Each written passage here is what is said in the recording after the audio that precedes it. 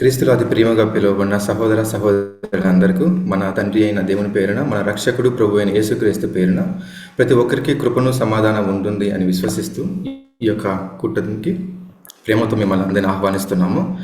మనము ఈ యొక్క సత్యవచనములన్నిటిని మనము యోహాను 8వ అధ్యాయం 32వ వచనంలో చూసినట్లు సత్యం మాత్రమే మనల్ని స్వతంత్రులుగా చేస్తుంది. అది దేని నుంచి అంటే మనకు తెలుసు, ఈ యొక్క ప్రపంచంలో అనేక అసత్యాలు అనేది ఉన్నాయి, దాని నుంచి మాత్రం మనల్ని విడుదల చేస్తుంది అనేసి.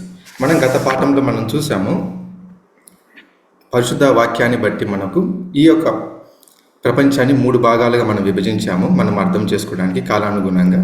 సో అందులో మొదటి ప్రపంచాన్ని గత శనివారం మనం ధ్యానించాము. ఆదాము మొదలుకొని నోవాహు 600 సంవత్సరాల వరకు, అంటే జలప్రలయం జరుగు వరకు ఈ యొక్క మొదటి ప్రపంచాన్ని అనేది మనం చూసాము.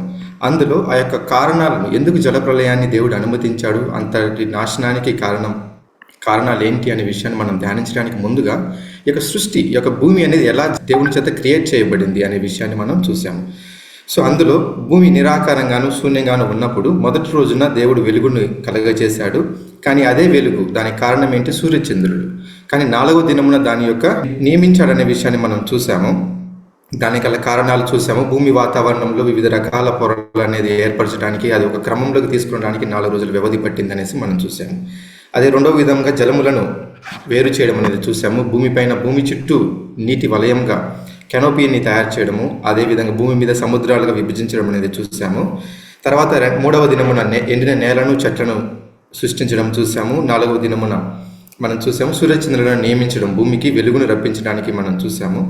5వ దినమున అనేక పక్షులను కీటకాలను సృష్టించడం చూసాము. 6వ దినమున వచ్చేసి జంతువులను, మరీ ముఖ్యంగా మనిషి అయిన ఆదామును క్రియేట్ చేయడం, మట్టి నుంచి క్రియేట్ చేయడం అనేది చూసాము. అదే మట్టి నుంచి జంతువులను కూడా క్రియేట్ చేశాడు. సో ఈ మొత్తం సృష్టించడానికి కేవలం 24 గంటల టైం పట్టిందా దేవునికి ఒక రోజులో? అంటే మొదటి రోజులో వెలుగును సృష్టించడానికి అని అంటే కాదు. మన పరిశుద్ధ గ్రంథంలో దేవునికి, తండ్రి అయిన దేవునికి 7000 సంవత్సరాలు ఒక రోజుగా అనేది ఉందనే విషయాన్ని మనం చూసాము. కాబట్టి ప్రతిదీ ఒక క్రమబద్ధంగా ఆయన సృష్టిస్తూ వచ్చాడు అనేది చూసాము. అదేవిధంగా మనిషిని సృష్టించిన తర్వాత ఒక ఆజ్ఞ అనేది ఇచ్చాడనేసి చూసాము. ఆ ఆజ్ఞ అనేది మనకు తెలుసు. దేవుని ఆ యొక్క ఏదైనా తోటలో ఉన్న ఎట్టు పనైనా తినచ్చు, కానీ మంచి చెట్లని తెలివి ఇచ్చు చెట్టు ఫలాన్ని మాత్రం తినొద్దు అనే విషయాన్ని క్లియర్గా దేవుడు ఒక ఆజ్ఞ, ఒక పరీక్ష అనేది పెట్టాడు. అందులో ఏదైనా తోట ఎక్కడ ఉంది, దాని గురించిన నదులు ఎక్కడెక్కడ ఉన్నాయి అనే విషయాన్ని చూసాము. హవ్వ సృష్టించడం అనేది చూసాము. హవ్వని సాతాను సర్పం మూలంగా వచ్చేసి వంచడం ద్వారా తను అక్కడ మోసపోయి తద్వారా తప్పు చేయడం అనేది, దేవునికి అవిధేయంగా తయారవడం అనేది చూసారనేది చూసాము.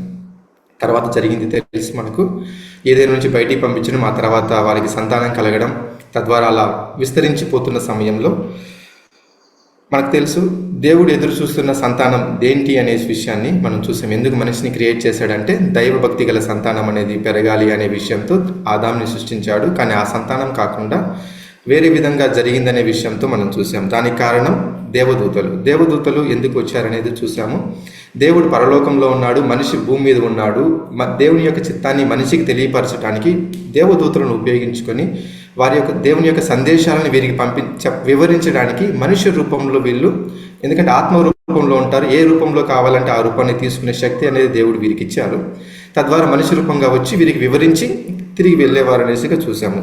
కానీ అటువంటి దేవదూతలు మనిషి ఇలాగానే ఉండి ఈ యొక్క ప్రపంచంలోని, ఈ యొక్క భూమి మీద ఉండాలని వాళ్ళు అనుకోవడం ద్వారా, తద్వారా మనిషి కుమార్తెలు మంచి వాళ్ళని ఎంచి, వాళ్ళు అందగత్తులను ఎంచి వారి ద్వారా వెళ్ళడం ద్వారా రాక్షస జాతి సంతానం జరిగిందనే విషయాన్ని మనం చూసాము. చివరికి అది ఎంతలాగా అంటే దేవుడే ఈ యొక్క సృష్టించడానికి నొచ్చుకునేంతలాగా తన హృదయంలో జరిగిందనే విషయాన్ని చూసి, తద్వారా దేవునితో నడిచే ఒకే ఒక వ్యక్తి అయిన నోవాహు తన కుటుంబాన్ని మాత్రం జలప్రలయం ద్వారా నేను కాపాడతాను, మిగిలిన చెప్పబడిన జంతువులు ఓడలో పంపించి కాపాడడానికి ఒక 120 సంవత్సరాలు టైం ఇచ్చాడనేది చూసాము. తర్వాత ఓడ నిర్మించిన తర్వాత వాళ్ళందరినీ ఓడలోకి పంపించిన తర్వాత జలప్రలయాన్ని అనుమతించడం మనం చూసాము. సో ఈ యొక్క జలప్రలయంలో మనం చూసాము ప్రతి ఒక్కరూ నాశనమయ్యారు, కానీ దేవదూతలు తప్ప. ఎందుకంటే వాళ్ళు నీటి వలన మరణించే అవకాశం వాళ్ళకి లేదు, ఎందుకంటే గాలి అంటే ఆత్మ రూపంలో వాళ్ళు ఉన్నారు కాబట్టి. సో వారి యొక్క క్రియలు ఏ విధంగా ఉంటాయి అనే విషయాన్ని కూడా మనం గమనించాము. ఎందుకనంటే మన క్రీస్తు మాట్లాడినట్లుగా చూసాము, ఏ విధంగానంటే దయ్యాలు పిశాచాలు పట్టిన వ్యక్తుల ద్వారా, అంటే ఈ యొక్క పడిపోయిన దేవదూతలు అనేవాళ్ళు ఆ విధంగా ఉన్నారు. వాస్తవానికి ఎటువంటి దయ్యాలు కానీ పిశాచకాలు కానీ ఏమీ లేవు. కానీ ఈ యొక్క పడిపోయిన దూతలే ఆయా వ్యక్తుల ఐడెంటిటీ తీసుకొని వివిధ రకాల వ్యక్తులలో ప్రవేశించి మనిషి చనిపోలేదు, ఒకవేళ ఫిజికల్గా చనిపోయినా ఆత్మరూపంగా వీళ్ళు బ్రతికే ఉన్నారు అనేది ఈ యొక్క సాతాను చెప్పిన మొదటి అబద్ధాన్ని నిజం చేయడానికే ఈ యొక్క సాతాను వాటిని ఉపయోగించుకుంటున్నాడు అనేసి మనం చూస్తూ వచ్చాము. చివరికి ఈ యొక్క మొదటి ప్రపంచం నాశనమైంది. ఈ యొక్క దేవుడు ఎదురు చూచిన దైవభక్తి గల సంతానం వచ్చిందంటే రాలేదని చూసాము ఇక్కడ. సో మరి ఈ దినము మరి ఈ యొక్క రెండవ ప్రపంచంలోనైనా దైవభక్తి గల సంతానం మనకు వచ్చిందా రాలేదా అనే విషయాన్ని మనం ధ్యానించబోతున్నాము. ఈ యొక్క రెండవ ప్రపంచాన్ని మనం చూస్తున్నాము. నోవాహు జలప్రళయం తర్వాత నుంచి నేటి వరకు జరిగే ప్రపంచాన్ని రెండవ ప్రపంచంగా మనం చూస్తున్నాము.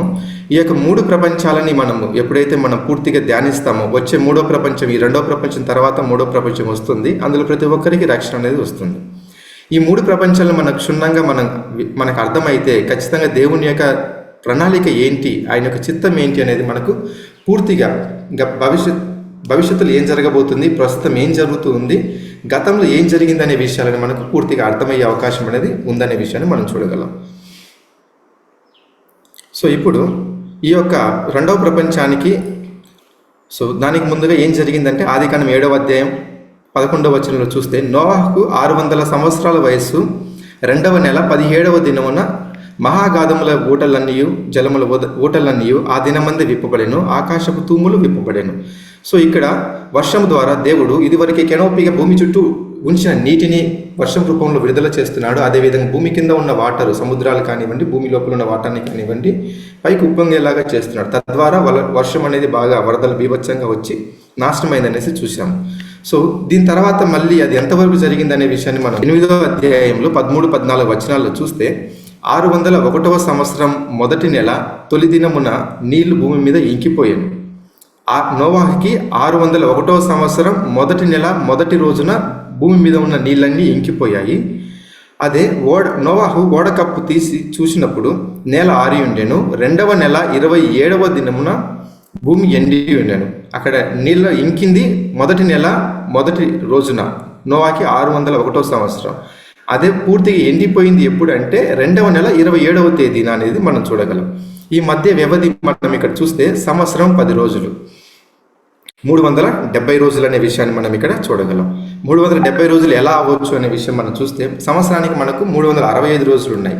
కానీ పరిశుద్ధ గ్రంథంలో మనకు 370 రోజులు ఇక్కడ చెప్పబడుతుంది. కానీ పరిశుద్ధ గ్రంథంలో ఒక సంవత్సరానికి 360 రోజులు మాత్రమే. ఎలా అంటే కొన్ని వచనాలు మనకు అలా ఉన్నాయి. ఒక నెల రోజులు అంటే 30 రోజులు మనకు పరిశుద్ధ గ్రంథంలో చెప్పబడుతుంది. కాబట్టి 30 రోజులతో మనం లెక్క వేసుకుంటే 12 నెలలకి 360 రోజులు.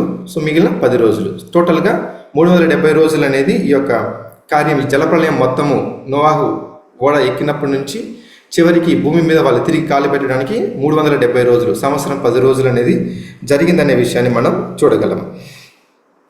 తర్వాత రెండవ ప్రపంచంలో వీరందరూ ఇందులో ఉన్న నోవాహు తన సంతానం, తనకు మెయిన్గా మనం చూసేది దేవుని భయభక్తి గల సంతానం మనకు ఇందులో వీరి ద్వారానే కలగబోతుందా లేదా అనే విషయాన్ని మనం చూడగలం.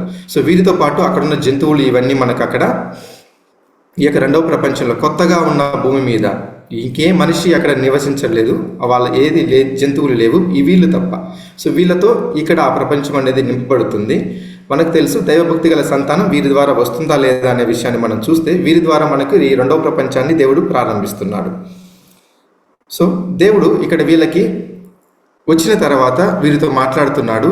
మనం చూస్తే 9వ అధ్యాయం 1వ వచనంలో దేవుడు నోవాహును అతని కుమారులను ఆశీర్వదించి మీరు ఫలించి అభివృద్ధి పొంది భూమిని నింపండి. ఇక్కడ వీళ్ళందరికీ దేవుడు చాలా ఆశీర్వాదాన్ని ఇస్తున్నాడు. ఆదాముకి ఏ విధంగానైతే భూమి అంతటా నింపండి అనే ఆశీర్వాదాన్ని ఇచ్చాడో, కానీ అక్కడ ఆదాము చేయలేకపోయాడు, రాక్షస జాతి వారి ద్వారా వచ్చింది తర్వాత. కానీ ఇక్కడ నోవాహు వీళ్ళ సంతానాన్ని, ముగ్గురు సంతానం, వారి యొక్క ముగ్గురు భార్యలను చెప్తున్నాడు, ఆశీర్వదిస్తున్నాడు. ఫలించి మీరు అభివృద్ధి చెందండి, భూమి అంతటి నింపండి, తద్వారా అయినా దేవుని భక్తి గల సంతానాన్ని రప్పించాలని దేవుడు ఇక్కడ ఎదురు చూస్తున్నాడు. ఇందులో మనం చూస్తాము ఎవరెవరు అందులో ఉన్నారు అనేసి అంటే మనకు క్లియర్గా తెలుసు. ఆదికాండం 9వ అధ్యాయం 18-19 వచనాల్లో మనం చూస్తే ఓడ నుంచి వచ్చిన నోవాహు కుమారులు షేము, హాము, యాపేతు. సో హాము కనానుకు తండ్రి. ఈ ముగ్గురు నోవాహు కుమారులు, వీరి సంతానము భూమి అంతటా వ్యాపించింది. ఇక్కడ చాలా స్పష్టంగా మనం చూస్తాము, చాలా స్పష్టంగా వీరి ముగ్గురు షేము, హాము, యాపేతు, వీరి ముగ్గురి ద్వారా భూమి అంతటా సంతానం అనేది వ్యాపించిందనే విషయాన్ని మనం ఇక్కడ చూడగలం. సో ఇప్పుడున్న ప్రపంచంలో ఉన్న ప్రతి ఒక్క వ్యక్తి ఏదో ఒక విధంగా ఖచ్చితంగా ఇన్ని కోట్ల మంది ఈ ముగ్గురి సంతానం నుంచి వచ్చారనే విషయాన్ని మనం గమనించగలం. ఇందులో మనం చూస్తే ఈ ముగ్గురులో ఎవరు పెద్దవారు అయిండొచ్చు అనే విషయాన్ని మనం చూస్తే ఈ సీక్వెన్స్ని బట్టి, ఈ యొక్క వరుసను బట్టి చూస్తే షేము అయిండొచ్చు అని మనం అనుకోవచ్చు. కానీ వాస్తవానికి ఈ యొక్క పేరు రాయబడిన క్రమమును బట్టి వాళ్ళు పుట్టలేదనే విషయాన్ని మనం గమనించాలి. ఎందుకంటే తర్వాత వచ్చే వచనాలలో చూస్తే మనం 10వ అధ్యాయం 21వ వచనంలో, మరియు ఏబేరు యొక్క కుమారులందరికీ పితరుడును పెద్దవాడును అయిన యాపేతు సహోదరుడునగు షేముకు కూడా సంతానం పుట్టింది. ఇక్కడ షేము సంతానం ఏబేరు గురించి ఇక్కడ చెప్తున్నారు. ఈ షేముకు పెద్దవాడైన యాపేతు, అంటే షేము కన్నా పెద్దవాడు ఎవరు? యాపేతు. అంటే యాపేతు మొదటి వ్యక్తి, రెండవ వ్యక్తి షేము, తర్వాత చెప్పలేదంటే మిగిలిన చిన్నవాడు ఎవరు అంటే హాము. సో వీళ్ళ ముగ్గురు ఇక్కడ సంతానం అనేది ఆ సీక్వెన్స్ పెద్దవారి వయస్సు క్రమం బట్టి ఇక్కడ మనం చూడగలుగుతున్నాము. సో ఒకనొక క్రమంలో ఈ హాముకి ఇక్కడ మనం ముందు వర్షంలో చూసాము, కనాను అనే సంతానం తెగ అనేది వచ్చిందనేసి చూసాము. సో ఈ యొక్క కనాను అనేది శపించబడడం అనేది మనం చూడగలము. సో ఎందుకు అనంటే 9వ అధ్యాయం 21వ వచనంలో చూస్తే, నోవాహు ఎప్పటిలాగా ద్రాక్షారసాన్ని తాగి ఉండగా తను ఏమవుతాడంటే తాగి మత్తుడై అవుతాడు. అది మద్యంగా పులిసి మత్తుడై వస్త్రహీనుడిగా తన గుడారంలో పడుకొని ఉండడం, సృహ కోల్పోయి ఉండడం అనేది గమనించగలం. సో ఈ విషయాన్ని వచ్చేసి హాము తన తండ్రిని దిశములను చూడడం అనేది తర్వాత వచనాలలో మనం చూడగలం. సో ఇదే విషయాన్ని చూసి తన సహోదరులకి ఇరువురికి వెళ్ళి హాము అనేది చెప్తాడు. ఏమనంటే ఈ విధంగా తండ్రి వస్త్రహీనుడిగా స్పృహ కోల్పోయి ఉన్నాడనే విషయాన్ని. సో ఇది జరిగిన తర్వాత వాళ్ళు ఏం చేస్తారంటే తన ఇద్దరు మిగిలిన సహోదరులు యాపేతు, షేము, వారిరువురు వెనక వైపుగా, ఇక్కడ మనం పటంలో చూపిస్తున్నట్లుగా వెనక వైపుగా ముఖాలు పెట్టుకొని వెనక నుంచి ఇట్లా ఒక వస్త్రాన్ని తీసుకుని తన తండ్రి వస్త్రహీనతను పూర్తిగా కప్పేస్తారు. సో తర్వాత మనకు తెలుసు, నోవాహు నిద్ర లేచిన తర్వాత ఏం జరిగిందనే విషయాన్ని తెలుసుకుని తన చిన్న కొడుకైన హాముని శపిస్తాడు.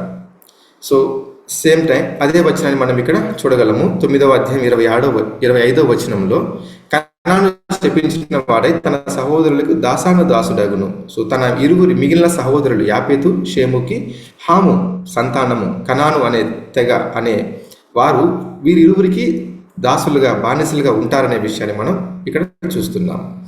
సో ఆ కనాను ఇక్కడ శపించబడినదని అంటూ చూస్తున్నాము. అదే 18వ వచనంలో మనం చూస్తే హాము కనానుకు తండ్రి, అంటే ఇక్కడ హాము గురించి ఇక్కడ చెప్తున్నారు. హాము ద్వారా వచ్చే కనానుకి ఈ యొక్క శాపం అనేది మనం చూస్తున్నాం.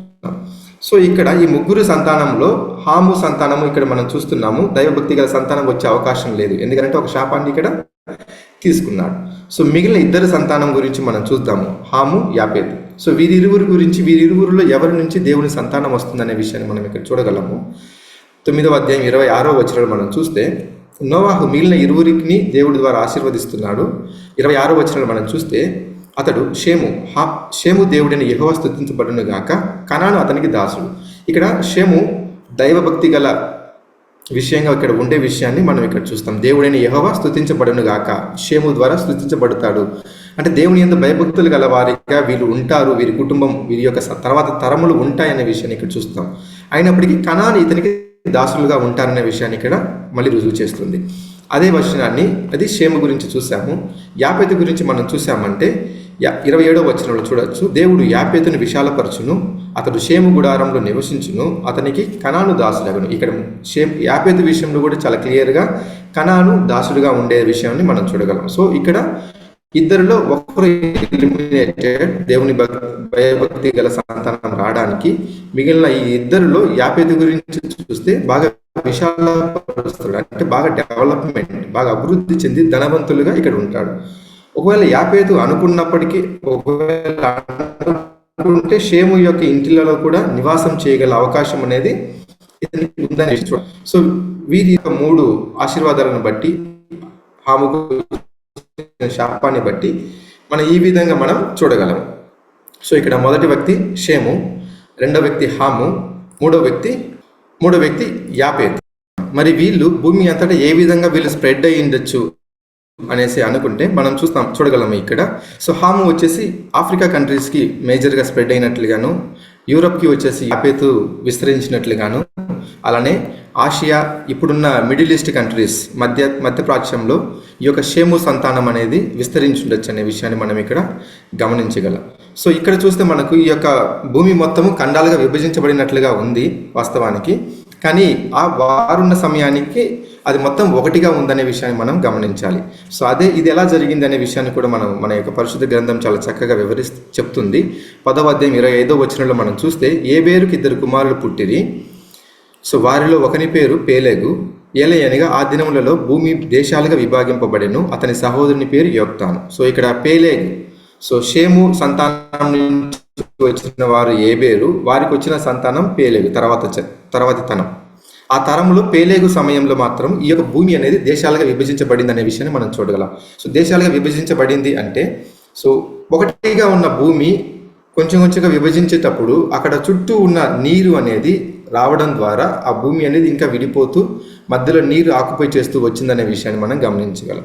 అదే ఇప్పుడున్న ఈ యొక్క ఖండాలుగా మనకు ఈ విధంగా ఉన్నదనే విషయాన్ని మనం గమనించగలం. సో ఇదే ఖండాలను మనం ఒకవేళ పర్టికులర్గా గమనిస్తే, ఈ యొక్క ఖండాలన్నింటినీ ఒకటిగా మనం దగ్గరికి చేర్చడానికి చాలా అవకాశం అనేది ఇక్కడ ఉన్నట్లుగా మనం గమనించగలం. ఒకటిగా ఒక ఫజిల్ లాగా మనం విభజిస్తే వీటిని ఒకటిగా అమర్చే అవకాశం అనేది ఇక్కడ ఈ సౌత్ అమెరికా చూస్తే, ఇక్కడ ఆఫ్రికా కంట్రీస్ దగ్గర ఇక్కడ మనం వీటిని ఒకటిగా చేసే అవకాశం అనేది ఉంటుంది. ఆ విధంగా ఈ మొత్తాన్ని మనం ఒకటిగా చేసే దానికి స్కోప్ ఉంటుంది ఈ యొక్క నీటిని అనేది పక్కకు జరిపినప్పుడైతే. సో ఆ విధంగా ఈ యొక్క భూమి అనేది ఉన్నది. సో ఈ యొక్క భూమి ఏ విధంగా ఉండొచ్చు అంటే, మనకి ఈ విధంగా ఉండొచ్చు. ఒకటిగా ఉన్న సమయంలో వారు విభజించబడ్డారు, వివిధ ప్రదేశాలకి వాళ్ళు స్ప్రెడ్ అయ్యారనే విషయాన్ని మనము గమనించగలం. సో ఇందులో చూస్తే మేజర్గా ఆసియా, ఇక్కడ మనకు ఆఫ్రికా కంట్రీస్, మిగిలిన యూరప్ కంట్రీస్ ఇక్కడ అనేది మనం గమనించగలం. తర్వాత చూస్తే మనకు ఈ యొక్క ఇందులో మనకు అర్థమవుతుంది దాదాపుగా ఉన్న ప్రపంచంలో ఉన్న జనాభా ఈ 3 తరాల నుంచి వచ్చిండొచ్చు. మన భారతదేశంలో మన భారతీయులు ఏ తరం నుంచి వచ్చిండొచ్చు, ఎవరి నుండి వచ్చిండొచ్చు అంటే మ్యాక్సిమం మనము సేము సంతానం నుంచే వచ్చిండొచ్చు. అయినప్పటికీ మనలో వచ్చేసి ఈ 3 కుమారుల తెగకు సంబంధించిన లక్షణాలు అనేది మనకు ఉన్నాయనే విషయాన్ని మనం గమనించగలం. కొన్నిసార్లు చూస్తే మనకు యాపేతు సంబంధమైన లక్షణాలు ఉన్నాయి. అలానే మధ్యంలో మనకు వచ్చినప్పటికీ షేము సంతానం, అలానే కనాను హాము సంబంధమైన సంతానంగానే మనకు ఉన్నాము. మన భారతదేశం 3కి మిక్స్డ్గా ఉందనే విషయాన్ని మనం గమనించగలం. సో ఈ యొక్క భూమి అనేది మనం చూసాము ఈ విధంగా జరగడానికి. మన సైంటిఫిక్గా కూడా ఈ రోజుల్లో పరిశోధకులు చాలా క్లియర్గా దాన్ని నిరూపిస్తున్నారు. అవును, ఈ విధంగా ఖండాలు ప్రస్తుతం కూడా ఇది దూరంగా జరుగుతూ ఉన్నాయనే విషయాన్ని కూడా మనకు రుజువు చేస్తున్నారనే విషయాన్ని మనం చూడగలం. సో తర్వాత ఇప్పటికీ దగ్గరగా 450 సంవత్సరాలు అనేది జరిగింది రెండవ ప్రపంచం మొదలయ్యి. అయినప్పటికీ దైవభక్తి గల సంతానం ఇందులో ఏమన్నా మనకు తెలుస్తుందా, నెరవేరుతుందా అంటే మనకేమి ఇక్కడ తెలియట్లేదు. సో విశేషంగా దేవుడు తర్వాత ఒకరిని చూస్తున్నారు, ఒక వ్యక్తిని ఎన్నుకుంటున్నాడు. ఆ వ్యక్తి ఎవరో కాదు, అబ్రహాం. షేము సంతానం నుంచి తేరాహు తన యొక్క కుమారుడిగా ఉన్న అబ్రహాంని ఇక్కడ అబ్రాముగా ఉన్నప్పుడు అతన్ని దేవుడు ఇక్కడ ఎంచుకుంటున్నాడు. ఇతను దైవిక ప్రణాళికలు చాలా ముఖ్యమైన వ్యక్తిగా మనం గమనించగలం. ఇతన్ని ఒకానొక సమయంలో చూసి ఇతన్ని పిలిచడం అనేది మనం చూడగలము ఈ యొక్క అబ్రహాంని. సో మనకు తెలుసు ఈ యొక్క అబ్రహాం విషయంలో నీకున్నది మొత్తం 12వ అధ్యాయం 1వ వచనంలో మనం చూస్తే, యెహోవా నీవు లేచి నీ దేశం నుండి నీ బంధువుల యొద్ద నుండి నీ ఇంటి నుండి బయలుదేరి నేను నీకు చూపించే దేశంలోకి వెళ్ళము. ఇక్కడ చాలా క్లియర్గా అబ్రహాంకి దేవుడు ఇన్స్ట్రక్షన్ ఇస్తున్నాడు. నీకున్నది మొత్తము, ఆస్తి కానివ్వండి, ఏదైనా కానివ్వండి, ఇంక్లూడింగ్ బంధువులు అందరినీ వదిలి, నీవు నీ భార్య తప్ప అందరినీ వదిలి నీవు నేను చూపించే దేశానికి నీవు వెళ్ళు అనే విషయాన్ని ఇక్కడ చెప్పడం చూస్తున్నాం. ఒకవేళ వెళ్తే ఏమవుతుందనే విషయాన్ని కూడా దేవుడు చెప్పాడు.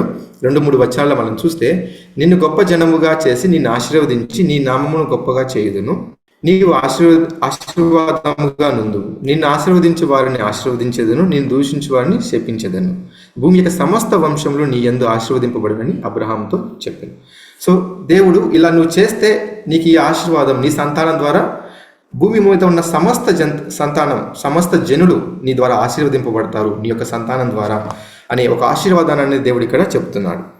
నిజంగానే దేవుడు చెప్పినట్లుగానే అబ్రహాము అన్నిటిని వదిలి బయలుదేరుతున్నాడు. అలా బయలుదేరే సమయానికి అబ్రహాం యొక్క వయస్సు ఎంత అంటే 75 సంవత్సరాలు. ఒకవేళ నిజంగా ఇలాంటి పిలిపే మనకు ఈ సమయంలో వస్తే ఈ విధంగా నీకున్నది మొత్తం వదిలి, ఎంతో మంది ఒక ప్లేస్లో సెటిల్ అయి ఉంటాము, నీకున్నది మొత్తం వదిలి నువ్వు పలానా చోటికి వెళ్ళు, నీకు అక్కడ ఎలాంటి సౌకర్యాలు ఉండవు, అది ఎలా వెళ్ళాలో ఏంటి అనేది ఏం తెలియదు, అయినా నువ్వు అక్కడికి వెళ్తే నేను నిన్ను ఆశీర్వదిస్తానంటే మనం ఎంతవరకు మనం వెళ్ళొచ్చు, వెళ్ళగలమా అంటే అదొక క్వశ్చన్ మార్క్ ఉంటుంది. కానీ ఇక్కడ అబ్రహాం మాత్రం దేవుని యందు విశ్వాసంతో బయలుదేరతాడు. బయలుదేరే సమయానికి 75 సంవత్సరాలు. ఇక్కడ మనం చూస్తే ఎక్కడి నుంచి ఎక్కడికి అబ్రహాం బయలుదేరాడు, ఎన్ని మైళ్ళు లేదా ఎన్ని కిలోమీటర్లు అతను ప్రయాణం చేసి ఉండొచ్చు దేవుడు చూపించిన దేశానికి చేరుకునడానికి అని మనం చూస్తే, ఇక్కడ చూస్తున్నాం బాబిలోన్ అంటే బబులోని దేశంలో ఉన్న ఊర్ అనే పట్టణం, కల్దీయ పట్టణంలో నుంచి, సో ఇక్కడ చూడగలం కల్దీయ పట్టణం, ఈ యొక్క బాబిలోన్లో ఉన్న ఊర్ అనే ప్రదేశం నుంచి హారాను వెళ్ళి హారాన్ నుంచి అక్కడ కనానుకి చేరుకుంటాడు. సో ఇక్కడికి వెళ్ళడానికి అతనుకున్న మొత్తం అక్కడ వదిలిపెట్టి వెళ్తున్నాడు. సో దగ్గరగా ఇతను ఎన్ని కిలోమీటర్లు ప్రయాణం చేసి ఉండొచ్చు అంటే 955 మైళ్ళు, దగ్గరగా 1500 కిలోమీటర్లు ఈ ఊరు అనే ప్లేస్ నుంచి హారాన్ మీదుగా కనాను చేరుకోవడానికి 1500 కిలోమీటర్లు ప్రయాణం అనేది ఇక్కడ చేశాడనేది విషయాన్ని మనం చూడగలం. సో చాలా ఆశ్చర్యంగా ఉంది. ఏమీ ఆశించకుండా దేవుడు చెప్పినట్లుగా అతను వెళ్ళాడు. వెళ్ళిన తర్వాత ఏమైంది అనేసి మనం చూస్తే, వెళ్ళిన తర్వాత కనాను చేరుకున్నాడు. దగ్గరగా 25 సంవత్సరాలు దేవుని మాట కోసము, తర్వాత దేవుడు ఇచ్చిన వాగ్దానంని నెరవేర్పు కోసం ఓపికతో ఎదురు చూస్తున్నాడు. సో అతని ఎదురుచూపు మొత్తం తెలుసు. అప్పటికి అతనికి ఎలాంటి సంతానం లేదు. సో లేకుండా ఎదురు చూస్తున్నాడు. సంతానం కలిగితేనే తర్వాత సంతానం వృద్ధి, తరములు వచ్చి తద్వారా దేవుడు చెప్పిన ఆశీర్వాదం నెరవేరుతుందనే విషయాన్ని ఇక్కడ చూడగలం. సో ఈ యొక్క 25 సంవత్సరాల కాలంలో అబ్రహాం ఎదురు చూస్తుండగా ఒక 3 మనుషులు అబ్రహాంని కలవడానికి వస్తారు. సో వచ్చినప్పుడు ఏం జరుగుతుందనే విషయాన్ని మనము 18వ అధ్యాయంలో 1-2 వచనాల్లో మనం చూస్తే, మరియు మమ్రే దగ్గర ఉన్న సింధూర వనంలో అబ్రహాము ఎండవేళ గుడారం ద్వారమందు కూర్చొని ఉన్నప్పుడు యెహోవా అతనికి కనపడెను.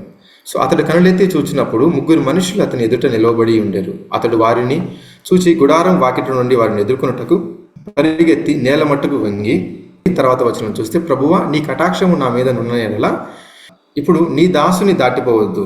ఇక్కడ అబ్రహాం వచ్చేసి వారిని రిక్వెస్ట్ చేస్తున్నాడు, మీరు వచ్చినప్పుడు మీరు సేద తీర్చుకొని ఆ యొక్క ఆతిథ్యాన్ని అనేది మీరు స్వీకరించండి అనే విషయాన్ని ఇక్కడ రిక్వెస్ట్ చేస్తున్నాడు. అడిగినట్లుగానే అక్కడ వారు 3 వారి యొక్క ఆతిథ్యాన్ని తీసుకుంటారు. తీసుకున్నప్పుడు అబ్రహాం మనసులో ఏమైతే ఉందో తనకి సంతానం కలగాలనే విషయంలో, అదే విషయానికి సంబంధించిన ఒక వార్తని ఈ యొక్క దూతలు, ఈ యొక్క 3 వ్యక్తులలోంచి ఒకరు ప్రధానంగా ఉన్నవారు ఒక సందేశాన్ని అనేది ఇక్కడ ఇవ్వడం అనేది మనం చూడగలము.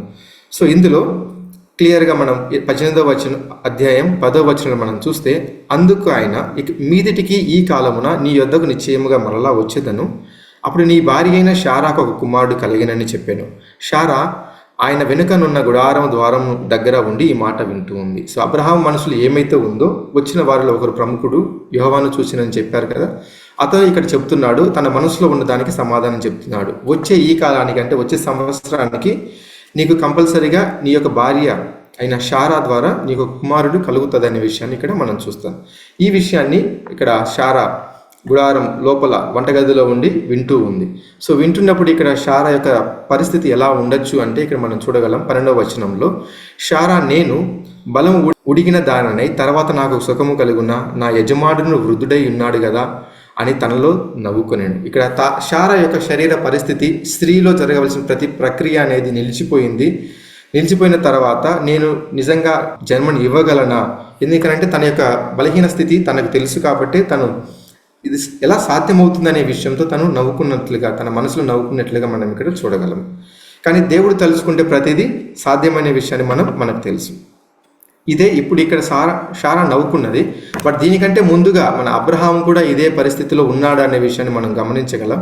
17వ అధ్యాయం 17వ వచనంలో చూస్తే దేవుడు చెప్పినప్పుడు, అప్పుడు అబ్రహాము సాగిలపడి నవ్వి 100 ఏళ్ల వానికి సంతానం కలుగునా, 90 ఏళ్ల షారా కనునా అని మనసులో అనుకునేను. దేవుడు వాగ్దానం ఇచ్చిన తర్వాత 100 ఏళ్ల వయసు గల ఆ ముసలిగా ఉన్న నాకును 90 ఏళ్ల వయసుగా ఉన్న షారాకి పిల్లలు కలుగుతారా అనే విషయాన్ని మనసులో నవ్వుకున్నట్లుగా ఎలా సాధ్యమవుతుందనే విషయాలుగా ఇక్కడ వారిరువురు ఒక చిన్నపాటి అవిశ్వాసాన్ని ఇక్కడ ప్రదర్శించారు. అయినప్పటికీ దేవుడు తన యొక్క వాగ్దానాన్ని ఇచ్చిన దేవుడు మాట తప్పడు కాబట్టి కంపల్సరీగా వీరికి ఇందాక మనం ముగ్గురు వ్యక్తులలో వచ్చే సమయానికి మీకు సంతానం కలుగుతుందనే విషయం చెప్పాడు కాబట్టి, సో దానికి తగినట్లుగా మనకి ఇక్కడ వారికి వచ్చే సంవత్సరానికి ఒక 10 నెలల్లో వాళ్ళకి బిడ్డ అనేది పుట్టడం మనం చూడగలము. ఆదికాండం 21వ అధ్యాయంలో 2-3 వచనాలు మనం చూస్తే, ఎటైనగా దేవుడు అబ్రహాముతో చెప్పిన నిర్ణయ కాలంలో మనం ఇందాక చూసాము, వచ్చిన ముగ్గురు ప్రధానుడు, ఆ ప్రధానుడైన ఇక్కడ యెహోవాగా మనం చూస్తున్నాం. దేవుడు ఆయన నిర్ణయ కాలం అంటే వచ్చే కాలానికి, అంటే వచ్చే సంవత్సరానికి శారా గర్భవతి అయి అతని ముసలితనమందు అతనికి కుమారుని కనెను. సో వాళ్ళు ముసలితనంగానే ఉన్నారు, 100వ వయసులో వాళ్ళకి కుమారుడు కలిగిన విషయాన్ని ఇక్కడ చూడగలం. అప్పుడు అబ్రహాము తనకు పుట్టిన వాడును తనకు శారా కనిన వాడనై తన కుమారునికి ఇస్సాకు అని పేరు పెట్టిండు. శారా ద్వారా మనకి చాలా చక్కగా దేవుడు ఈ ప్రూఫ్ అనేది ఇక్కడ ఇస్తున్నారు. వారికి సంతానం కలిగింది అనేసి వారికి ఇస్సాకు అనే పేరుని పెట్టారు. ఇస్సాకు అంటే నవ్వడం అనే విషయాన్ని, ఎందుకంటే ఇరువురు మాకు సంతానం కలుగుతుందనే విషయాన్ని, సాధ్యమవుతుందనే విషయంతో నవ్వారు. బట్ అదే విషయాన్ని ఇక్కడ దేవుడు నిజం చేశాడనే విషయాన్ని మనం ఇక్కడ చూడగలం. సో తర్వాత ఏమైంది అని అంటే మనకు తెలుసు, వాళ్ళు రెగ్యులర్గా వాళ్ళని పెంచుతూ వస్తూ ఉన్నారు. ఎంత ప్రేమతో వాళ్ళని పెంచుతుంటారో మనం అర్థం చేసుకోగలము, ఎందుకంటే లేక పుట్టిన కుమారుడు. సో అలా జరుగుతూ ఉన్న కాలంలో అతను ఇస్సాకు పాలు విడిచి పెరిగి పెద్దవాడైన సమయంలో, ఒకానొక సమయంలో దేవుడు అబ్రహాంతో ఇలా చెప్తున్నాడు. మనం 22 అధ్యాయం 2వ వచనంలో మనం చూస్తే, అప్పుడు ఆయన నీకు ఒక్కడై ఉన్న నీ కుమారుని అనగా నీవు ప్రేమించు ఇస్సాకును తీసుకొని మోరియా దేశమునకు వెళ్ళి అక్కడ నేను నీతో చెప్పబో పర్వతములలో ఒకదాని మీద దహన బలిగా అతన్ని అర్పించమని చెప్పాను. సో ఇక్కడ తిరిగి దేవుడు అబ్రహాముకి మరొక పరీక్ష పెడుతున్నాడు. 25 సంవత్సరాల పరీక్ష అక్కడ ఉంచాడు. కనానులో ఉంచిన తర్వాత ఆశీర్వాదం నెరవేర్చడానికి జరిగింది. అందులో సక్సెస్ అయ్యాడు, కుమారుని పొందుకున్నాడు. కొన్ని రోజులు గడవక ముందే అతను పెరిగి ఒక పెద్దవాడైన కొంతకాలం, ఒక 10 సంవత్సరాలు 12 సంవత్సరాలు వచ్చే సమయానికి తిరిగి మళ్ళీ ఒక పరీక్ష దేవుడు ఇక్కడ పెడుతున్నాడు. నీ ఒకగానొక కుమారుని నాకు దహన బలిగా అర్పించు నేను చూపించే ప్లేస్కి అని అంటాడు. సో ఇక్కడ ఏమాత్రం వెనకడుగు వేయలేదు. శారాకి చెప్తాడు, బట్ బలిగా ఇస్తున్నాననే విషయం చెప్పకుండా నేను ఇస్సాకు బయలుదేరి పలానా పర్వతానికి వెళ్ళి దేవునికి మొక్కి బలి చెల్లించి మేము తిరిగి వస్తామనే విషయాన్ని చెప్పి బయలుదేరుతారు. సో 3 రోజుల ప్రయాణం జరుగుతుంది. ఆ 3 రోజుల ప్రయాణంలో ఇరువురి మనస్సు ఎలా ఉండొచ్చో మనం ఆలోచించగలం. సో ఎంతటి పరిస్థితుల్లో వారు ఇరువురు ఉండొచ్చు, మరీ ముఖ్యంగా అబ్రహాం అనేది మనం ఇక్కడ గమనించగలం.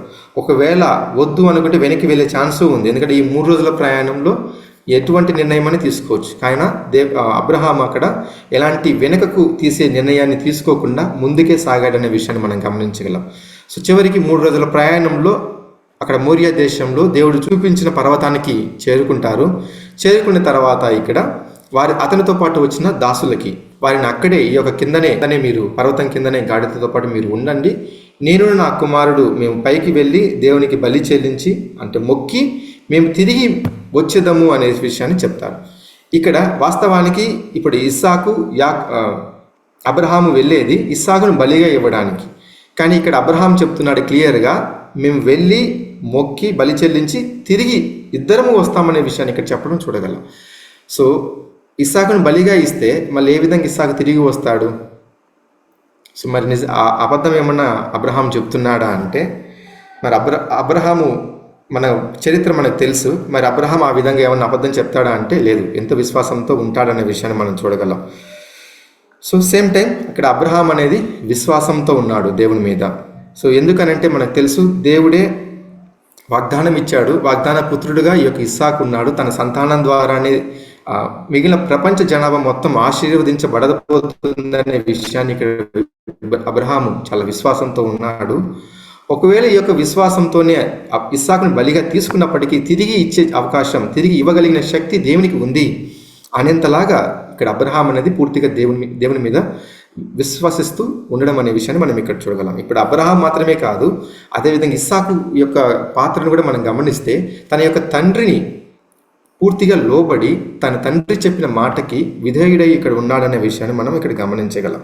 సో ఇప్పుడున్న కాలంలో ఒకవేళ ఒక తండ్రి కుమారుడు నేను బలిగా నిన్ను చెల్లించాలి, దేవుడు నన్ను ఇలా అడిగాడు అంటే వాస్తవానికి అలా ఇక్కడ ఇస్సాకు ఉన్నట్లుగానే ఇప్పుడున్న తరంలో ఉన్న వాళ్ళు ఒప్పుకుంటారా అంటే లేదు. సరే నాకు ఒక కల వచ్చింది, నన్ను దేవుడు బలిగా అడిగాడు, నువ్వు పడుకో, నేను నిన్ను బలిగా ఇస్తాను తండ్రి అనే రకాలుగా ఈ యొక్క ప్రపంచంలో ఉన్న మోసమైన పరిస్థితి. కానీ అక్కడ ఇస్సాకు తన తండ్రికి లోబడిపోయాడు. తన తండ్రి ఏ విధంగా అయితే దేవుని చిత్తానికి లోబడి చేస్తున్నాడో అదే విధంగా ఇక్కడ లోబడ్డం విషయం అని ఇట్లా ఒక అద్భుతమైన ఈ యొక్క తండ్రి కొడుకులని ఇక్కడ మనం గమనించగలం. సో అదే ఇక్కడ విశ్వాసం విషయం మనం చూసాం. వాస్తవానికి మనకు పరిశుద్ధ గ్రంథంలో విశ్వాసం గురించి ఏం చెబుతుందని మనం చూస్తే హెబ్రీయులకు రాసిన పత్రికలో 11వ అధ్యాయం 1వ వచనంలో మన అపోస్తలుడైన పౌలు రాస్తారు చక్కగా, విశ్వాసం అనేది నిరీక్షింపబడు వాటికి యొక్క నిజ స్వరూపమును అదృశ్యమైనవి ఉన్నవనటకు రుజువునై ఉన్నవి. సో ఇక్కడ విశ్వాసం అనే దానికి ఇక్కడ ఒక డెఫినేషన్ అనేది ఇక్కడ మనకు పౌలు ద్వారా ఇవ్వబడుతుంది. నమ్మడానికి దృఢంగా కనిపించని వాటిని ఉన్నాయని చెప్పడమే ఈ యొక్క విశ్వాసం అనేది మనం చూడగలం. సో దీన్ని సింపుల్గా మనం అర్థం చేసుకోవాలంటే ఒక చిన్న ఎగ్జాంపుల్ మనం చూద్దాము. రేపు వర్షం వస్తుందా అని అడిగితే ఏం చెప్పగలం? రావచ్చు, రాకపోవచ్చు అనే విషయం మనం చూడగలం. అదే ఎందుకంటే రేపు జరిగితేనే రేపటి రోజు మనం ఉంటేనే అది వస్తుందా లేదా అనే విషయాన్ని మనం చూడగలం. అదే విషయము రేపు సూర్యుడు ఉదయిస్తాడా అని అంటే మనం ఏం చెప్పగలం? నిశ్చయంగా రేపు ఖచ్చితంగా సూర్యుడు ఉదయిస్తాడు అని గట్టిగా మనం చెప్తాం. ఇదే విశ్వాసం అనేది. సో ఇదే విశ్వాసం. రేపు కనిపించలేదు ఇంకా సూర్యుడు, మనం చూడలేదు, అయినప్పటికీ రేపు వస్తాడు అనే విషయాన్ని మనం ఎంత దృఢంగా చెబుతున్నామో ఇదే విశ్వాసాన్ని ఇక్కడ అబ్రహాం కూడా కనపరిచాడు అనే విషయాన్ని మనం ఇక్కడ గమనించగలం.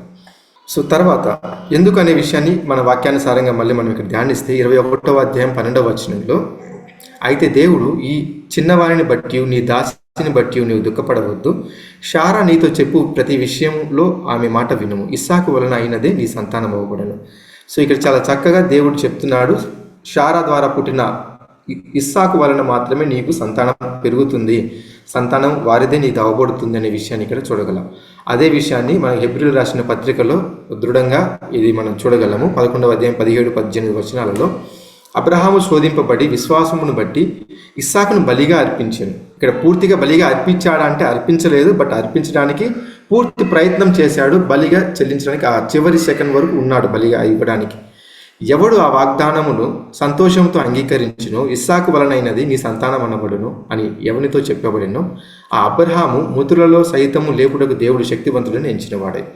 ఎందుకనంటే దేవుడు ఈ యొక్క బలిగా తీసుకున్న ఒకవేళ ఇస్సాకుని తిరిగి మరణించిన ఇస్సాకును సైతం తిరిగి లేపగలిగిన శక్తి దేవునికి ఉంది అనే విషయాన్ని ఇక్కడ అబ్రహాము దృఢంగా విశ్వసించాడనే విషయాన్ని మనం ఇక్కడ చూడగలం. సో ఇక్కడ అదే సమయంలో బలిగా ఇచ్చే సమయంలో మనకు తెలుసు, ఒక దేవదూతని పంపించి బలిగా కత్తితో బలిగా ఇవ్వద్దు అనే విషయాన్ని కోరి అక్కడ దేవుడు చెప్పడం మనం చూడగలం. నీవు నిజంగా ఈ యొక్క పరీక్షలో నువ్వు పాస్ అయ్యావు, నీ యొక్క విశ్వాసం పరీక్షించబడింది, నువ్వు ఉత్తీర్ణుడయ్యావు అనే విషయాన్ని మనము చూడగలం. సో తద్వారా ఈ యొక్క విశ్వాస పరీక్షలో అబ్రహాం అనేది నెగ్గాడనే విషయాన్ని మనం గమనించగలం. సో అదే మనం ముందు వచనంలో మనం చూస్తాం. ఇప్పటి వరకు మనం చూసిన దాంట్లో మనకు మొదటి మనిషి అయిన ఆదాముని ఒక పోలిక మనం చూస్తే, ఆ సమయంలో ఎటువంటి పాపం చేసే అవకాశమే ఆదాముకి ఆ ఏదైనా తోటలో లేదు. ఒక పరిపూర్ణమైన వ్యక్తిగా అక్కడ ఆదాముని సృష్టించాడు దేవుడు. అయినప్పటికీ అపరిపూర్ణతలో ఉన్న ఈ యొక్క అబ్రహాము చుట్టూ ఎన్నో పాపాలు, దేవునికి అవిధేయతగా చేయడానికి ఎన్నో కారణాలు ఉండొచ్చు. అక్కడ ఆదాముకి అవిధేయంగా ఒక చిన్న పరీక్ష మాత్రమే, ఒక చెట్టు ఆ యొక్క ఫలాన్ని మాత్రమే తినొద్దనే చిన్న పరీక్ష. కానీ ఇక్కడ అబ్రహాంకి చూస్తే 2 పరీక్షల్లో పెట్టాడు, 2 పరీక్షల్లోనూ ఇక్కడ విజయవంతంగా పాస్ అయ్యాడనే విషయాన్ని మనం ఇక్కడ గమనించగలం. చుట్టూ సాతాను సంబంధమైన చుట్టూ ప్రపంచంలోనే ఇక్కడ అబ్రహాం అనేది జీవించాడు. అయినప్పటికీ ఇక్కడ అబ్రహాం అనేది ఇక్కడ తన యొక్క పూర్తి విశ్వాసాన్ని, పూర్తి లోబడటాన్ని దేవుని విషయంలో కనపరచాలనే విషయాన్ని మనం ఇక్కడ చూడగలము. సో పరిపూర్ణమైన వ్యక్తి అయిన ఆదాము నుంచి ఏ యొక్క సంతానం అయితే దేవుని భయభక్తి గల సంతానాన్ని ఎదురు చూశాడు దేవుడు, ఆదాము ద్వారా రాలేకపోయింది. కానీ ఆదాము తర్వాత సంతానమైన ఈ యొక్క అబ్రహాము ద్వారా ఈ యొక్క పర్టికులర్ అబ్రహాము నుంచి మాత్రమే దేవుడు ఇక నుంచి వచ్చే సంతానం నుంచే దైవభక్తి గల సంతానాన్ని నేను నిర్ణయించాలి, ఏర్పరచుకోవాలనే విషయాన్ని దేవుడు ఇక్కడ స్ట్రాంగ్గా ఒక నిర్ణయాన్ని తీసుకున్నాడనే విషయాన్ని చూడగలము. ఎలా అంటే తర్వాత దేవుడు ఈ యొక్క అబ్రహాముకి ఇచ్చే వాగ్దానాన్ని బట్టి ఈ యొక్క నిర్ణయాన్ని అనేది తీసుకున్నాడనే విషయంగా మనం అర్థం చేసుకోవచ్చు. అదే ఆదికాండం 22వ అధ్యాయంలో 16-17 వచనాలు మనం చూస్తే, నీకు ఒక్కడే అయి ఉన్న నీ యొక్క కుమారుని ఈయక వెనుక తీయక ఈ కార్యము చేసినందున నేను నిన్ను ఆశీర్వదించి ఆకాశ నక్షత్రముల వలె సముద్ర తీరమందలి ఇసుకల వలె నీ యొక్క సంతానమును నిశ్చయముగా చేసిద్దనని నేను. నీ యొక్క సంతానపు వారు తమ శత్రువుల గవిని స్వాధీనపరుచుకుందరు. ఇక్కడ అబ్రహాంకి 2 రకాల వాగ్దానాలు అనేది దేవుడు 2 రకాల ఆశీర్వాదాలను ఇస్తున్నాడు. ఒకటి, ఆకాశ నక్షత్రాల వలె తన యొక్క సంతానాన్ని వృద్ధి చేయడము, అదేవిధంగా భూమి మీద సముద్రం మీద ఉన్న ఇసుక రేణువుల వలె యొక్క తన సంతానాన్ని ఆయన అభివృద్ధి చేయడం, విస్తరించడం అనే విషయాన్ని ఇక్కడ మనం చూడగలం. తద్వారా వీరి ద్వారానే ప్రపంచంలో ఉన్న మిగిలిన జనాభా అందరికీ ఒక ఆశీర్వాదం అనేది వస్తుందనే విషయాన్ని దేవుడు తనతోటే తన యొక్క ప్రమాణం, దేవుని సాక్షిగానే ప్రమాణం చేసి ఈ యొక్క వాగ్దానాన్ని అనేది అబ్రహాంకి చేశాడనే విషయాన్ని మనం గమనించగలం. తద్వారా అబ్రహాం నుంచి అబ్రహాంని ఎన్నుకున్నాడు. ఈ యొక్క అబ్రహాం నుంచి మాత్రమే ఇక నుంచి దేవుని భక్తి గల సంతానము రావాలని తీసుకుంటాననే విషయాన్ని ఇక్కడ దృఢంగా దేవుడు నిశ్చయించుకున్నాడనే విషయాన్ని చూడగలం. ఎందుకనైతే మనం తెలుసు, తన యొక్క ఒకే కుమారుణ్ణి బలిగా ఇవ్వడానికి ఆయన వెనుకకు తీయలేదు. కాబట్టి వీరి ద్వారానే ఈ యొక్క సంతానాన్ని అనేది విస్తరించాలి, దైవభక్తి గల సంతానాన్ని ఏర్పరచుకోవాలి అనే విషయాన్ని ఇక్కడ మనం చూడగలం. సో ఇక్కడ మొదటగా మనం చూస్తే, ఇక్కడ 17వ వచనంలో చూస్తే, ఆకాశ నక్షత్రముల వలె సముద్ర తీరమందలి ఇసుక వలె, ఈ యొక్క 2 ఆశీర్వాదాలను దేవుడు అబ్రహాంకి ఇచ్చాడు.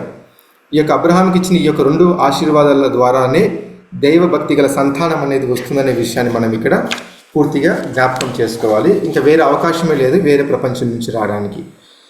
సో తద్వారానే భూమి మీద ఉన్న సమస్త జాతులు వీరి సంతానం ద్వారానే ఆశీర్వదించబడడం చూడగలం. ఇప్పుడు అబ్రహాంకున్న సంతానం ఎవరు అంటే ఇస్సాకు. మరి ఇస్సాకుకు దేవుడు మరి ఏమిచ్చాడు వాగ్దానం అని మనం చూస్తే, ఆదికాండం 26వ అధ్యాయంలో 4వ వచనంలో మనం చూస్తే, ఏలయనగా నీకును నీ సంతానమునకును ఈ దేశములన్నీ ఇచ్చి నీ తండ్రి అయిన అబ్రహాముతో నేను చేసిన ప్రమాణమును నెరవేర్చి. అబ్రహాం చేసిన ప్రమాణం ఏంటి? ఆ 2 వాగ్దానాలు. అందులో ఆకాశ నక్షత్రముల వలె నీ యొక్క సంతానాన్ని విస్తరింపచేసి ఈ దేశంలన్నీ నీ సంతానమునకు ఇచ్చేదను, నీ సంతానము వలన సమస్త భూలోకంలోని సమస్త జనులు ఆశీర్వదింపబడుదురు. ఇక్కడ ఇస్సాకు దగ్గరికి వచ్చినప్పుడు అబ్రహాంకి ఇచ్చిన 2 వాగ్దానాల్లో ఒకే వాగ్దానాన్ని ఇక్కడ ఇస్సాకుకి ఇస్తున్నాడు. అదే ఆకాశ నక్షత్రముల వలె నీ యొక్క సంతానాన్ని నేను విస్తరిస్తాననే విషయాన్ని మనం ఇక్కడ చెప్పగలం. సో మిగిలిన ఇసుక రేణువుల వలె సంతానం ఏమైంది అని అంటే, తన యొక్క కుమారుని యాకోబుకి అది వెళ్ళింది. అదే 28వ అధ్యాయం 14వ వచనంలో మనం చూస్తే, నీ యొక్క సంతానము భూమి మీద లెక్కకు ఇసుక రేణువుల వలె అగును, నీవు పడమటి తట్టును, తూర్పు తట్టును, ఉత్తర తట్టును, దక్షిణపు తట్టును వ్యాపించదవు. భూమి యొక్క వంశములన్నీ నీ మూలముగాను నీ సంతానము మూలముగాను ఆశీర్వదింపబడుదురు అనే ఈ యొక్క వాగ్దానాన్ని, అబ్రహాంకి ఇచ్చిన 2వ వాగ్దానాన్ని యాకోబుకి ఇక్కడ వచ్చిన దేవుడు ఇచ్చాడనే విషయాన్ని ఇక్కడ మనం గమనించగలం. ఇప్పుడు నిజంగానే మరి యాకోబు యొక్క జనం యొక్క సంతానం అభివృద్ధి చెందిందా అంటే మనకు తెలుసు, యాకోబుకి కుమారులు ఉన్నారనే విషయం. సో మనకు తెలుసు, దాని అర్థం వాళ్ళు బాగా విస్తరించారు. ఇస్సాకుకి ఒకరే కుమారుడు, 2 కుమారులు ఒకరు యాకోబు. సో వారి ద్వారా వచ్చింది 12 మంది కుమారులు. ఆ 12 మంది కుమారులు కలిసి 12 గోత్రాలుగా ఇక్కడ అయ్యారు. వాళ్ళే చివరికి ఏమయ్యారు? ఇజ్రాయేల్ అనే దేశంగా ఒక ప్రజలుగా ఏర్పడ్డారనే విషయాన్ని మనం ఇక్కడ చూడగలం. వీరందరూ ఒకటిగా ఉన్నారు, ఈ యొక్క 12 మంది కుమారులు. సో ఉన్నప్పటికీ ఈ యొక్క యాకోబుకి తన యొక్క చిన్న కుమారుని యోసేపు మీద ఒక అమితమైన ప్రేమ, మిగిలిన వారందరికన్నా కొంచెం ఎక్కువగా అనే విషయాన్ని ఉన్నదనే విషయాన్ని మనం చూడగలము. తద్వారా ఏమైంది? ఒకనొక సమయంలో ఆ యొక్క యోసేపును తన యొక్క మిగిలిన సహోదరులు ఈజిప్ట్ వాళ్ళకి అమ్మివేయడం జరుగుతుంది. తర్వాత ఈజిప్ట్లో తన ఎన్నో శోధనలు, ఎన్నో కష్టాలు దాటుకొని విశ్వాసంతో, ఎదురుచూపుతో దేవుడి మీద, అదే ఈజిప్ట్కి బానిసగా వెళ్ళిన యోసేపు రాజు తర్వాత రాజు అంతటి పరిస్థితికి, అంతటి స్థానానికి ఈ యొక్క యోసేపును దేవుడు హెచ్చించినట్లుగా మనం చూడగలం. అదే ఈ యొక్క కింది వచనాలు మనం చూస్తే 41వ అధ్యాయంలో 40వ వచనాలు మనం చూస్తే, నీవు నా ఇంటికి అధికారివై ఉండవలేను, నా ప్రజలందరూ నీకు విధేయులై ఉందురు, సింహాసనం విషయంలో మాత్రమే నేను నీకంటే పైవాడనై ఉందునని యోసేపుతో చెప్పాను. సో ఈ యొక్క పరిస్థితి మనకు తెలుసు. ఫరోకు వచ్చిన కళని ఎవరు దాన్ని వివరించలేకపోతారు. జైలులో ఉన్న యోసేపు మాత్రమే దానిని దేవుని యొక్క ఆత్మ ద్వారా వివరిస్తాడు. వివరించినప్పుడు ఆ విధంగా ఎవరు చేయలేరు. కాబట్టి ఇంకా ఈ యొక్క యోసేపునే ఆ యొక్క పనిని నెరవేర్తించడానికి యోసేపుని తన తర్వాత ఒక అధికారిగా, తన ఇంటి మొత్తం, తన దేశం మొత్తంలో ఉన్న ప్రజలందరూ తనకి లోబడాలని, తనే అధికారిగా ఉండాలనే విషయాన్ని ఇక్కడ చూస్తారు. అంటే పేరుకి మాత్రమే నేను రాజుగా, ఫరోగా ఉంటాను, మిగిలినంతా నీవే చూసు, నీ మీద మాత్రం నేను అధికారిగా ఉంటాననే విషయాన్ని ఇక్కడ ఫరో చెప్పడం మనం చూడగలం. సో తర్వాత తెలిసిందే, ఏ పనికైతే ఇక్కడ యోసేపు ఫరో ద్వారా అపాయింట్ చేయబడ్డాడో ఆ యొక్క పనిని, ఎందుకంటే ధాన్యం ఒక 7 సంవత్సరాలు ధాన్యం అనేది బాగా విస్తారంగా పడుతుంది, తర్వాత 7 సంవత్సరాలు విపరీతమైన కరువు అనేది వస్తుందనే విషయాన్ని తెలుసు కాబట్టి ఈ యొక్క 7 సంవత్సరాలు వచ్చే ప్రతి ఒక్క ధాన్యాన్ని అతను ఎంతగానో కాపాడుతూ తర్వాత వచ్చి 7 సంవత్సరాలని ఆ యొక్క ధాన్యాన్ని ఉపయోగించుకొని గడవాలి కాబట్టి ఈ యొక్క పని అనేది వెంటనే మొదలు పెడతారు. సో అలా మొదలుపెట్టి చేస్తున్న సమయంలో తర్వాత మనం చూడగలము 41వ అధ్యాయం 57వ వచనాలలో, మరియు ఆ యొక్క కరువు ప్రతి దేశమందు భారమైనందున సమస్త దోషస్తులు యోసేపు నొద్ద ధాన్యం కొనుటకు ఐగుప్తునకు వచ్చేది. సో ఈ యొక్క పరిస్థితి, ఈ యొక్క కరువు అనేది కేవలం ఈజిప్ట్లో మాత్రమే ఉందా అంటే లేదు. ప్రపంచంలో మిగిలిన ప్రతి దేశంలోనూ ఈ యొక్క కరువు అనేది వచ్చింది. ప్రపంచవ్యాప్తంగా ఈ యొక్క కరువు అనేది వచ్చిందనే విషయాన్ని మనం ఇక్కడ చూడగలం. కాబట్టి ధాన్యం ఉన్న ఈజిప్ట్కి ప్రతి ఒక్కరు ఇక్కడికి వచ్చి ఆ యొక్క ధాన్యాన్ని కొనుక్కోవడానికి ఈ యొక్క యోసేపు దగ్గరికే వచ్చారనే విషయాన్ని మనం ఇక్కడ చూడగలం. సో అదే క్రమంలో ప్రపంచంలోని ప్రతి ఒక్కరే కాదు, తన సహోదరులుగా కనానులో ఉన్న తన యొక్క కుటుంబం వారు కూడా ఇక యోసేపుకి ఈజిప్ట్ దగ్గరికి వచ్చారనే విషయాన్ని మనం ఇక్కడ చూడగలం. ఇక్కడ యోసేపుని వారి యొక్క సహోదరులు గుర్తుపట్టలేకపోవచ్చు, ఎందుకంటే పూర్తిగా యోసేపు అనేది మారిపోయాడు. కానీ తన యొక్క సహోదరులను చూసి గుర్తుపట్టాడు కాబట్టి తనలో తాను నొచ్చుకున్నాడు, బాధపడ్డాడు ఒంటరిగా. సో బాధపడి తర్వాత మనకు తెలుసు వాళ్ళకు ఒక పరీక్ష పెడతారు. తర్వాత చివరికి తన యొక్క చిన్న తమ్ముడైన బెన్యామీని కూడా ఈజిప్ట్కి రప్పిస్తాడు. అలా తర్వాత జరిగే విషయాలు మనం చూడగలం. ఇది డీటెయిల్గా పూర్తి మనం చూడలేము, ఇక్కడ టైం కన్స్ట్రెయిన్ ఉంది కాబట్టి. సో తర్వాత తన చిన్న తమ్ముడు కూడా వచ్చిన తర్వాత తన 11 మంది సహోదరులు అక్కడికి వచ్చిన తర్వాత చివరికి తను రహస్యాన్ని ఇక్కడ చెప్తాడు. నేను ఎవరో కాదు, నీ యొక్క సహోదరుని యోసేపుని నేను అనే విషయాన్ని ఇక్కడ రివీల్ చేస్తాడు. ఆ సమయంలో యోసేపు ఏ విధంగా ప్రవర్తించాడనే విషయాన్ని మనం చూస్తే 45వ అధ్యాయం 6-7 వచనాల్లో చూస్తే, 2 సంవత్సరాల నుండి కరువు దేశంలోనున్నది, సేద్యమైనను కోతయైనను లేని సంవత్సరములు. అంటే ఇక్కడ 2 సంవత్సరాల కరువు సమయంలో, అంటే దాదాపు ఆ యొక్క కనానుల వాళ్ళు 2 సంవత్సరాల వరకు వారికి సరిపడే ఆహారం అనేది అక్కడ ఉంది, అంతవరకు వారు గడిచారు. కానీ తర్వాత నుంచి మిగిలిన 5 సంవత్సరాలకు వారికి లేదు కాబట్టి వాళ్ళు ముందుగానే కొంచెం వచ్చారు తట్టుకోవడానికి. సో ఇంకా 5 సంవత్సరాలు వచ్చును, మిమ్మల్ని ఆశ్చర్యముగా రక్షించి దేశంలో మిమ్మల్ని శేషంగా నిలుపుటకు ప్రాణముతో కాపాడుటకును దేవుడు మీకు ముందుగా నన్ను పంపించను. ఇక్కడ చూడగలం యోసేపు యొక్క ఒక చాలా మంచి గుణలక్షణం అనేది ఇక్కడ మనం చూడగలం. ఒకవేళ మనలో కూడా పరిశుద్ధ వాక్యం దేవుడు ఏ విధంగా మనకు చెబుతున్నాడో అనేది మనలో జీవించగలిగితే దానికి తగినట్లుగా ఖచ్చితంగా మనము కూడా ఇదే విధంగా ప్రవర్తించగలం, ఇదే విధంగా మనం రెస్పాండ్ అవ్వగలం. ఒకవేళ మనము దానికి తగిన క్రియ మనం చేయలేకపోతే ఖచ్చితంగా మనం దీనికి విరోధంగానే పనిచేస్తాం. ఫర్ ఎగ్జాంపుల్ ఇక్కడ వారి అన్న తమ్ముళ్ళే వాళ్ళని కావాలని తెలిసి అమ్మేశారు, బానిసగా అమ్మేశారు. సో ఇప్పుడు ఇక్కడ యోసేపు చూస్తే మీ అందరినీ కాపాడడానికే ఇలాంటి జరుగుతుందని దేవుడు ముందుగానే తెలుసు కాబట్టి నన్ను ముందుగా పంపించి మిమ్మల్ని రక్షించడానికి, మిమ్మల్ని కాపాడడానికి నన్ను పంపించి ఇక్కడ ఏర్పాటు చేశాడని అంటే ఎంత చక్కగా, ఎంతటి గుణలక్షణంతో దేవుడు ఈ యొక్క యోసేపుని ఎన్నుకొని ఈ యొక్క యోసేపు ద్వారా అలాంటి వ్యక్తిత్వాన్ని ఇక్కడ ప్రదర్శిస్తున్నాడనే విషయంగా మనం చూడగలం. తర్వాత తన నిమిత్తం తన ఒక అధికారంలో ఉన్నాడు కదా, సో తన నిమిత్తం తన కుటుంబం మొత్తాన్ని ఆ యొక్క ఈజిప్ట్లోకి రప్పిస్తారు. సో అక్కడ ఒక గోషేన్ అనే ఒక ప్రాంతంలో వారిని స్థిరపరుస్తారు, అది తెలిసిందే మనకు. తర్వాత ఒక 70 మందిగా వాళ్ళు వస్తారు. సో 70 మంది వచ్చిన తర్వాత వాళ్ళు అక్కడే బాగా ఫలించి బాగా వృద్ధి చెందుతూ వస్తారు. సో అంతా బాగున్న సమయంలో మనం చూస్తే యోసేపుకు ఇంకెన్ని సంవత్సరాలని అతని యవ్వనంతో ఉంటాడు, లేదు కదా. సో ఒక వృద్ధాప్యం అనేది వస్తుంది. వృద్ధాప్యం వచ్చి ఒక మరణ స్థితిలో ఉన్నప్పుడు యోసేపు వారితో వాళ్ళ యొక్క మీరు ఎప్పటికీ ఇక్కడే బాగుంటుందని, ఇక్కడే ఎప్పటికీ సెటిల్ అవ్వద్దండి.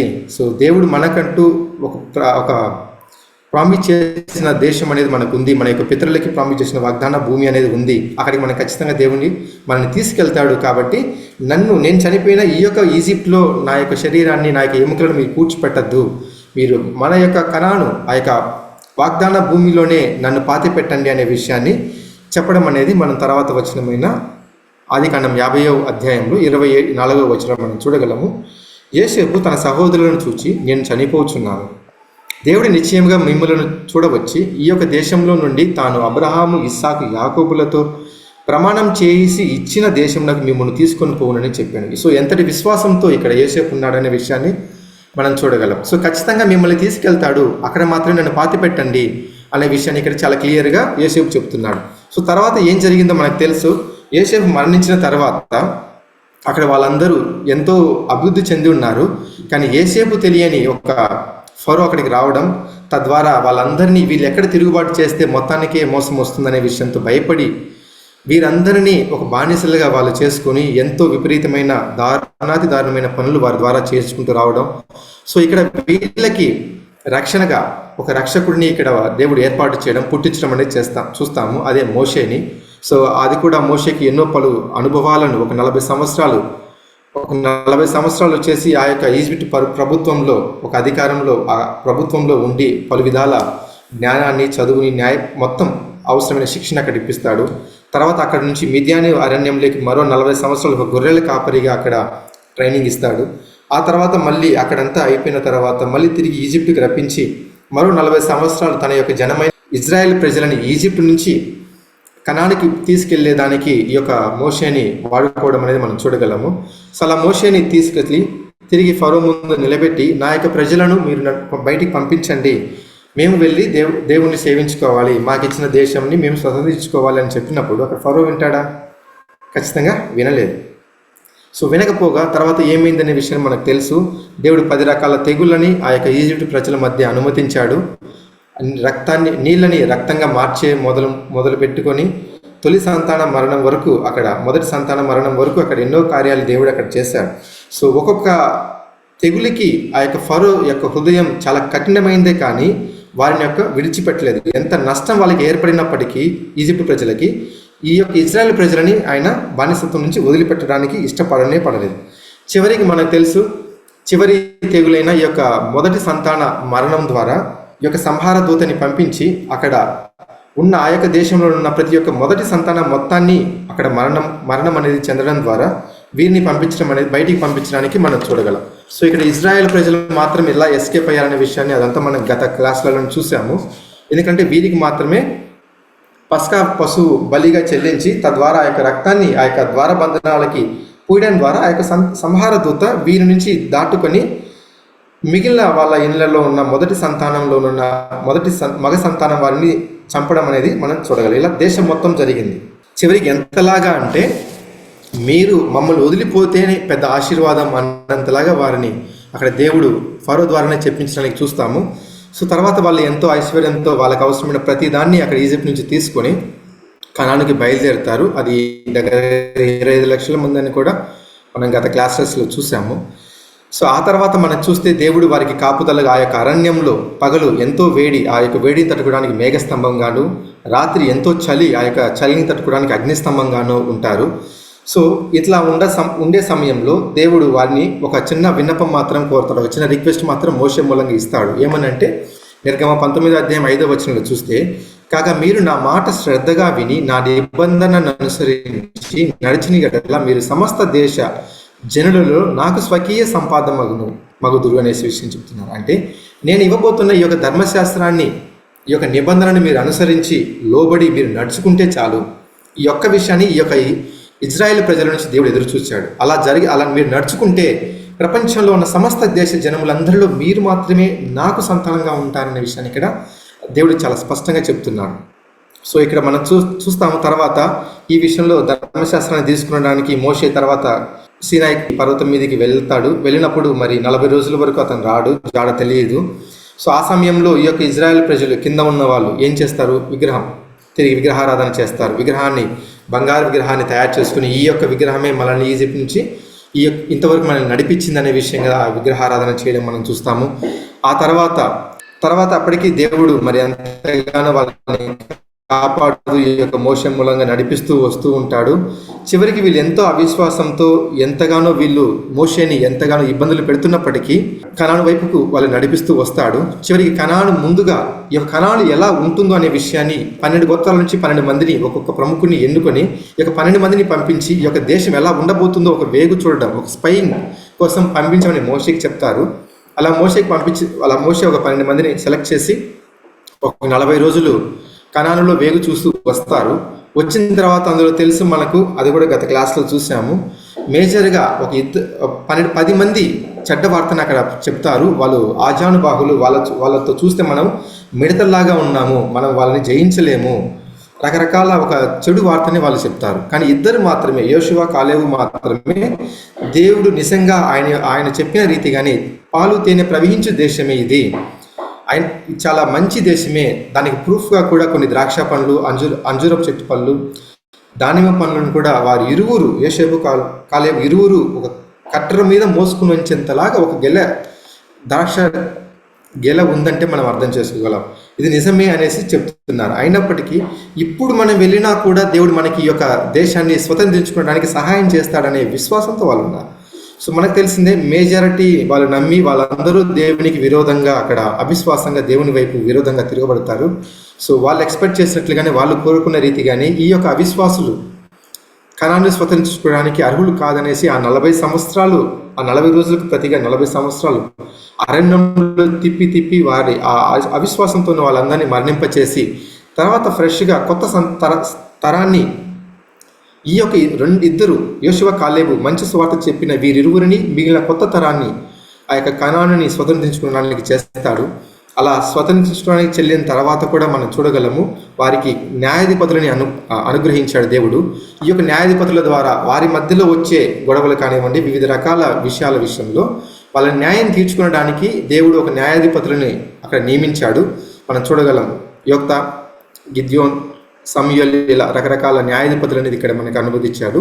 సో అవి టోటల్గా ఈ యొక్క న్యాయాధిపతులు దగ్గర 450 సంవత్సరాలు వాళ్ళు అనేది అక్కడ పరిపాలన చేశారు. తద్వారా అయినా వీరు దేవునికి లోబడి దైవభక్తి గల సంతానం వీరి ద్వారా వస్తుందనేసి అక్కడ దేవుడు ఎదురు చూస్తున్నాడు. కానీ ఈ యొక్క 450 సంవత్సరాల తర్వాత అయినా మరి వాళ్ళు జరిగిందా, దేవుడు ఎదురు చూస్తున్నది నిజమవుతుందా అంటే, మన న్యాయాధిపతుల గ్రంథంలో చివరి వచనాన్ని మనం చూస్తే, ఆ దినములలో ఇజ్రాయేలుకు రాజు లేడు, ప్రతి వాడును తన ఇష్టానుసారంగా ప్రవర్తించు వచ్చారు. సో ఇక్కడ మనకు చివరి వచనం మనం చూస్తాము, న్యాయాధిపతుల చివరి కాలంలో ప్రతి ఒక్కడు తన ఇష్టానుసారంగా ఉన్నాడు, ప్రవర్తిస్తూ వస్తున్నాడు. సో అది ఎంతలాగా ఆ యొక్క దేశం అనేది, ఆ యొక్క ప్రజలు ఉంటారు అనే విషయాన్ని మనం ఊహించగలం. ఉదాహరణకి ఒకరిని కొట్టాలనుకుంటే కొట్టేసేస్తారు, ఒకరిని చంపాలనుకుంటే చంపేస్తారు అనే విధంగా ఈ యొక్క వచనాన్ని మనం ఇక్కడ చూడగలము.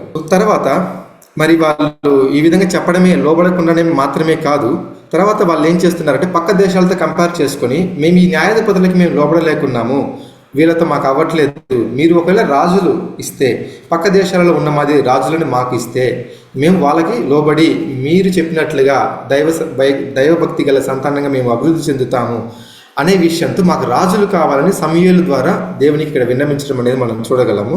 అదే 1 సమూయేలు 8వ అధ్యాయం 6-7 వచనాలలో మనం గమనిస్తే, మాకు న్యాయం తీర్చుటకై రాజుని నియమింపమని వారు అనిన మాట సమూయేలు దృష్టికి ప్రతికూలంగా ఉండండి. కానీ సమూయేలుకి అది ఇష్టం లేదు, ఎందుకంటే సాక్షాత్ దేవుడే వాళ్ళని రాజుగా ఏలుతున్నాడు అనే విషయాన్ని ఇక్కడ సమూయేలుకి తెలుసు. కానీ అదే విషయాన్ని వాళ్ళు ఇష్టం లేకపోయినప్పటికీ అదే విషయాన్ని సమూయేలు దేవునికి ప్రార్థన చేస్తాడు.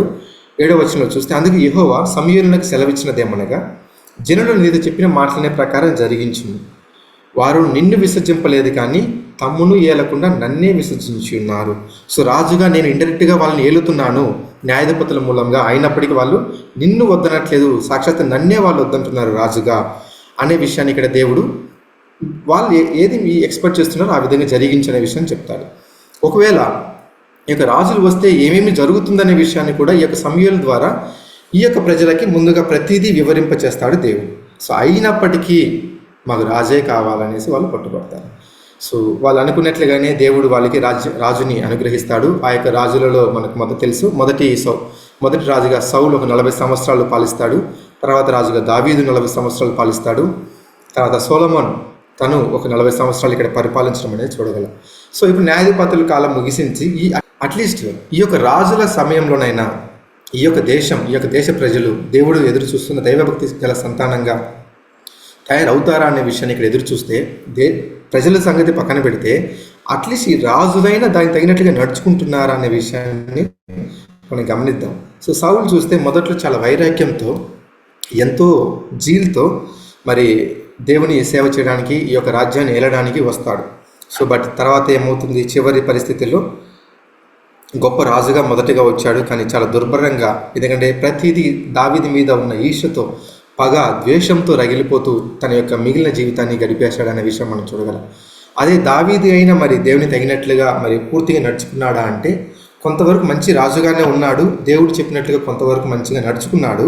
అయినప్పటికీ అతని యొక్క జీవితంలో అప్ అండ్ డౌన్స్, హెచ్చు తగ్గులు అనేది చాలా ఉన్నాయి. సో దేవుడికి అయిష్టమైన కార్యాలు ఎన్నో చేశాడనే విషయాన్ని మనం చూడగలము. తర్వాత రాజైన సొలొమోన్ అయినా మరి దేవుడు చెప్పినట్లుగా నడుచుకుంటూ మరి రాజ్యాన్ని నడిపించాడా అంటే, ఈ యొక్క రాజు సమయంలో ఎలాంటి కొట్లాటలు, గొడవలు, యుద్ధాలు అనేది లేదు. ఎందుకనంటే దాదాపు చాలా చుట్టుపక్కల ఉన్న ప్రతి ఒక్క దేశానికి ఇతను అల్లుడుగా ఉన్నాడు. ఎంతలాగా అంటే దాదాపు 1000 మంది భార్యలు ఇతను కలిగి ఉన్నాడు. సో తద్వారా ఏ దేశాంతం గొడవలేదు. కానీ చివరికి ఈ యొక్క భార్యల ద్వారానే ఎంతగానో చిత్రహింసలు అనుభవించి ఎంతలాగంటే ఒక మెంటల్గా ఆ విగ్రహారాధన వైపు, దేవుని వైపు ఎంతగానో సేవ చేసి మొదట్లో చివరి భాగంలోకి వచ్చినప్పుడు ఈ యొక్క భార్యల ద్వారానే అతని విగ్రహారాధన వైపు వెళ్ళి పూర్తిగా అతను భ్రష్టు పట్టేంతలాగా ఇక సొలొమోన్ అనేది విగ్రహారాధన వైపు వెళ్ళాడనే విషయాన్ని కూడా మనం అతని చివరి రోజుల్లో మనం గమనించగలం. సో ఇంతవరకు ఈ యొక్క ఇజ్రాయెల్ ప్రజలు 12 గోత్రాలుగా ఉన్న ఇజ్రాయెల్ ప్రజలని ఈ 3 రాజులు పరిపాలించారు. తర్వాత ఈ సొలొమోన్ తర్వాత ఈ యొక్క 12 గోత్రాలు కాస్త 2 గోత్రాలుగా ఒక దేశంగాను, 10 గోత్రాలుగా మరొక దేశంగాను విడిపోతుంది. ఈ యొక్క 2 గోత్రాల్లో యూదా, బెన్యామీన్ గోత్రాలు ఒక దేశంగా అంటే యూదా దేశంగా ఏర్పడుతుంది. తర్వాత మిగిలిన 10 గోత్రాలన్నీ ఇజ్రాయెల్ దేశంగా ఏర్పడుతుంది అనే విషయాన్ని మనం గమనించగలం. సో ఈ 2 దేశాలకి ఎన్నో రాజులు వచ్చారు, ఎంతోమంది రాజులు వచ్చారు, ఎంతగానో పరిపాలన చేస్తూ వచ్చారు. దగ్గరగా 513 సంవత్సరాలు ఈ యొక్క రాజుల ద్వారా పరిపాలన జరిగింది ఈ సొలొమోన్ తర్వాత. మరి వీరి కాలంలోనే నిజంగా వీళ్ళు దైవభక్తి గల సంతానంగా మరి వచ్చారా అంటే క్వశ్చన్ మార్కే. సో ఇందులో 10 గోత్రాల వారు దేవునికి ఇష్టం లేని ప్రతి కార్యము, మరీ ముఖ్యంగా విగ్రహారాధన ఇతర దేశాలలో ఏ విధంగా చేస్తున్నారో దాని తగినట్టుగానే వీళ్ళు ప్రతిదీ దేవునికి అవిధేయంగా కార్యాలు చేస్తూ ఉన్నారు. సో తద్వారా ఏమైంది అంటే ఈ యొక్క 10 గోత్రాలను దేవుడు ఆల్రెడీ ముందుగా చెప్పాడు, నేను చెప్పినట్టుగా నడుచుకుంటే మీకు ఆశీర్వాదం, ఒకవేళ నడుచుకోకపోతే శాపం. ఆ శాపం ఏంటో కాదు, ఇతర దేశాల రాజులకి వాళ్ళని పనిష్మెంట్గా అప్పగించడం అనేది మనం చూడగలం. సో అందుకే ఈ యొక్క 10 దేశాలుగా ఉన్న ఇజ్రాయెల్ అషూరు రాజు ద్వారా ఈ యొక్క సల్మనైజర్ అనే యొక్క రాజుకి వాళ్ళని చెరగా తీసుకెళ్ళిపోతాడు. అంతకుముందు కూడా సెనహెరీబు ఇలా అటాక్ చేయడం కూడా మనం చూస్తాం. ఈ యొక్క సల్మనైజరు వీరిని తీసుకెళ్తాడు. సో మిగిలిన 2 గోత్రాల వాళ్ళైనా కొంతవరకు దేవుని యందు భయభక్తి గల వారిగా ఉంటారు, కానీ పూర్తిగా వాళ్ళు కూడా ఎక్స్పెక్ట్ చేసినట్టుగా ఉండలేరు.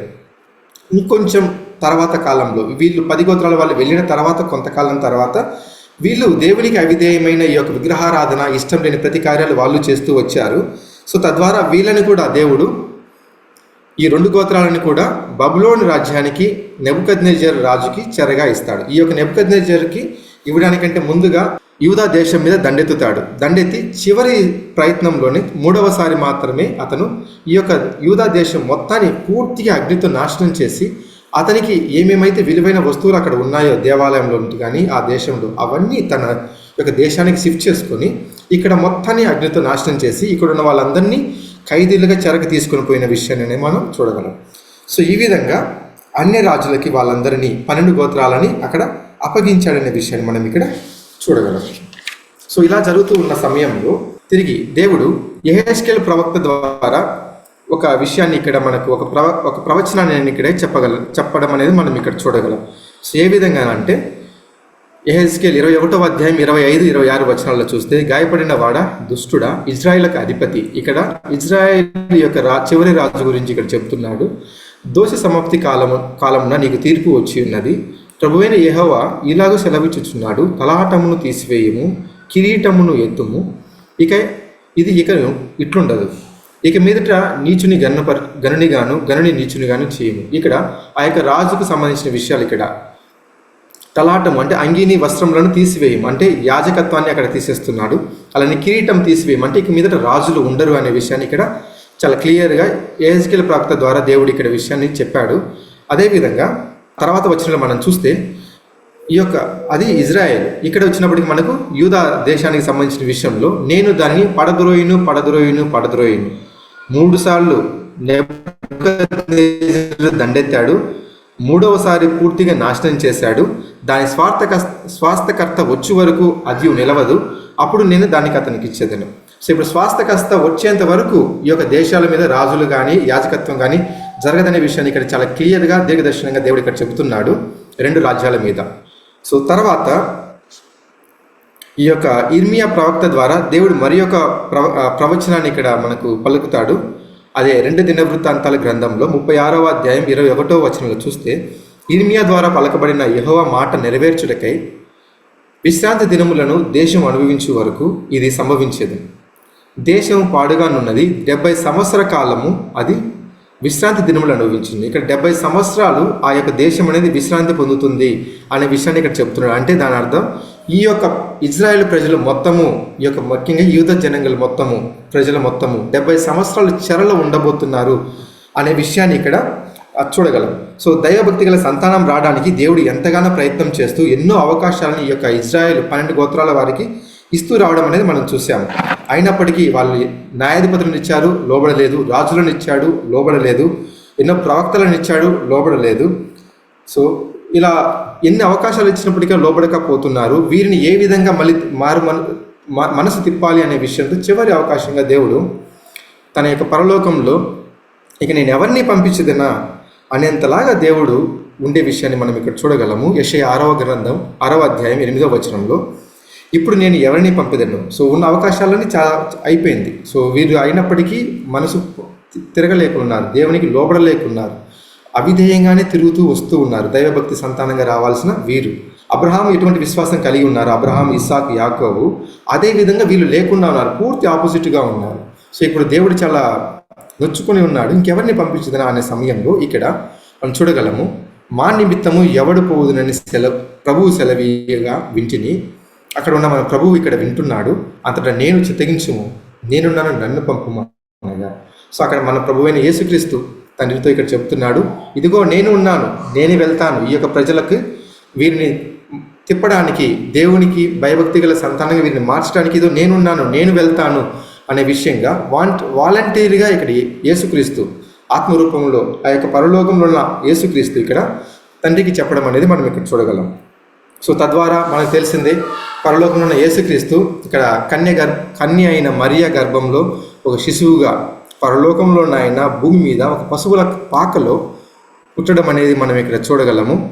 పరలోకాన్ని వదిలి తర్వాత 30 సంవత్సరాల వరకు మనకు తెలుసు అతను అనుదినము తన యొక్క కుటుంబంలో తన యొక్క తల్లిదండ్రులకి లోబడుతూ దేవుని యొక్క పనులలో ఆ యొక్క జ్ఞానంలో ఎదుగుతూ వచ్చాడనే విషయాన్ని మనము గమనించగలం.